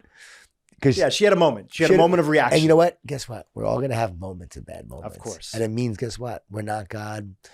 We need to still have some growth within us. And as part of our journey, we just have to continue to work and grow and get better. And so thanks for saying that. And I'm on a journey too. I want people to know I am by no means perfect. I don't have it all figured out. But I can tell, looking at who I was and who I am now, I know I'm growing, evolving, and I'm changing for the better. And I believe if I can change for the better, we can all change for the better. It's a beautiful message to end on. Thanks, brother. Jon, how can people keep in touch with you? You have a podcast. Can you tell a little bit about that? Positive University. Positive University. Comes out weekly? Comes out weekly. I have to have you on so I can now, I could debate you a little bit, grill you a little bit. No, you can grill me. I'm definitely not, I think I mentioned to you, I'm not an expert in anything, so I don't really go on a lot of podcasts. Have a great conversation. I want to have it on mine, have this conversation on mine. That would be a lot of fun too. Let's do it. So Positive You, and then also, Instagram, Twitter at Jon Gordon 11, Jon Gordon 11, and website is jongordon.com, jongordon.com. Amazing. We'll have the links to all those in the show notes, and also the new book, The One Truth. It's available. Link in the show notes. Jon, thank you for being here. Thanks, Dhru. Appreciate you. Hey, YouTube, if you enjoyed what you just saw, keep watching for more great content on how to improve your brain and your life. So it's craving, relief, pleasure in the short term, negative consequence long term, inability or refusal to give it up. That's what an addiction is. Drugs, sex, gambling.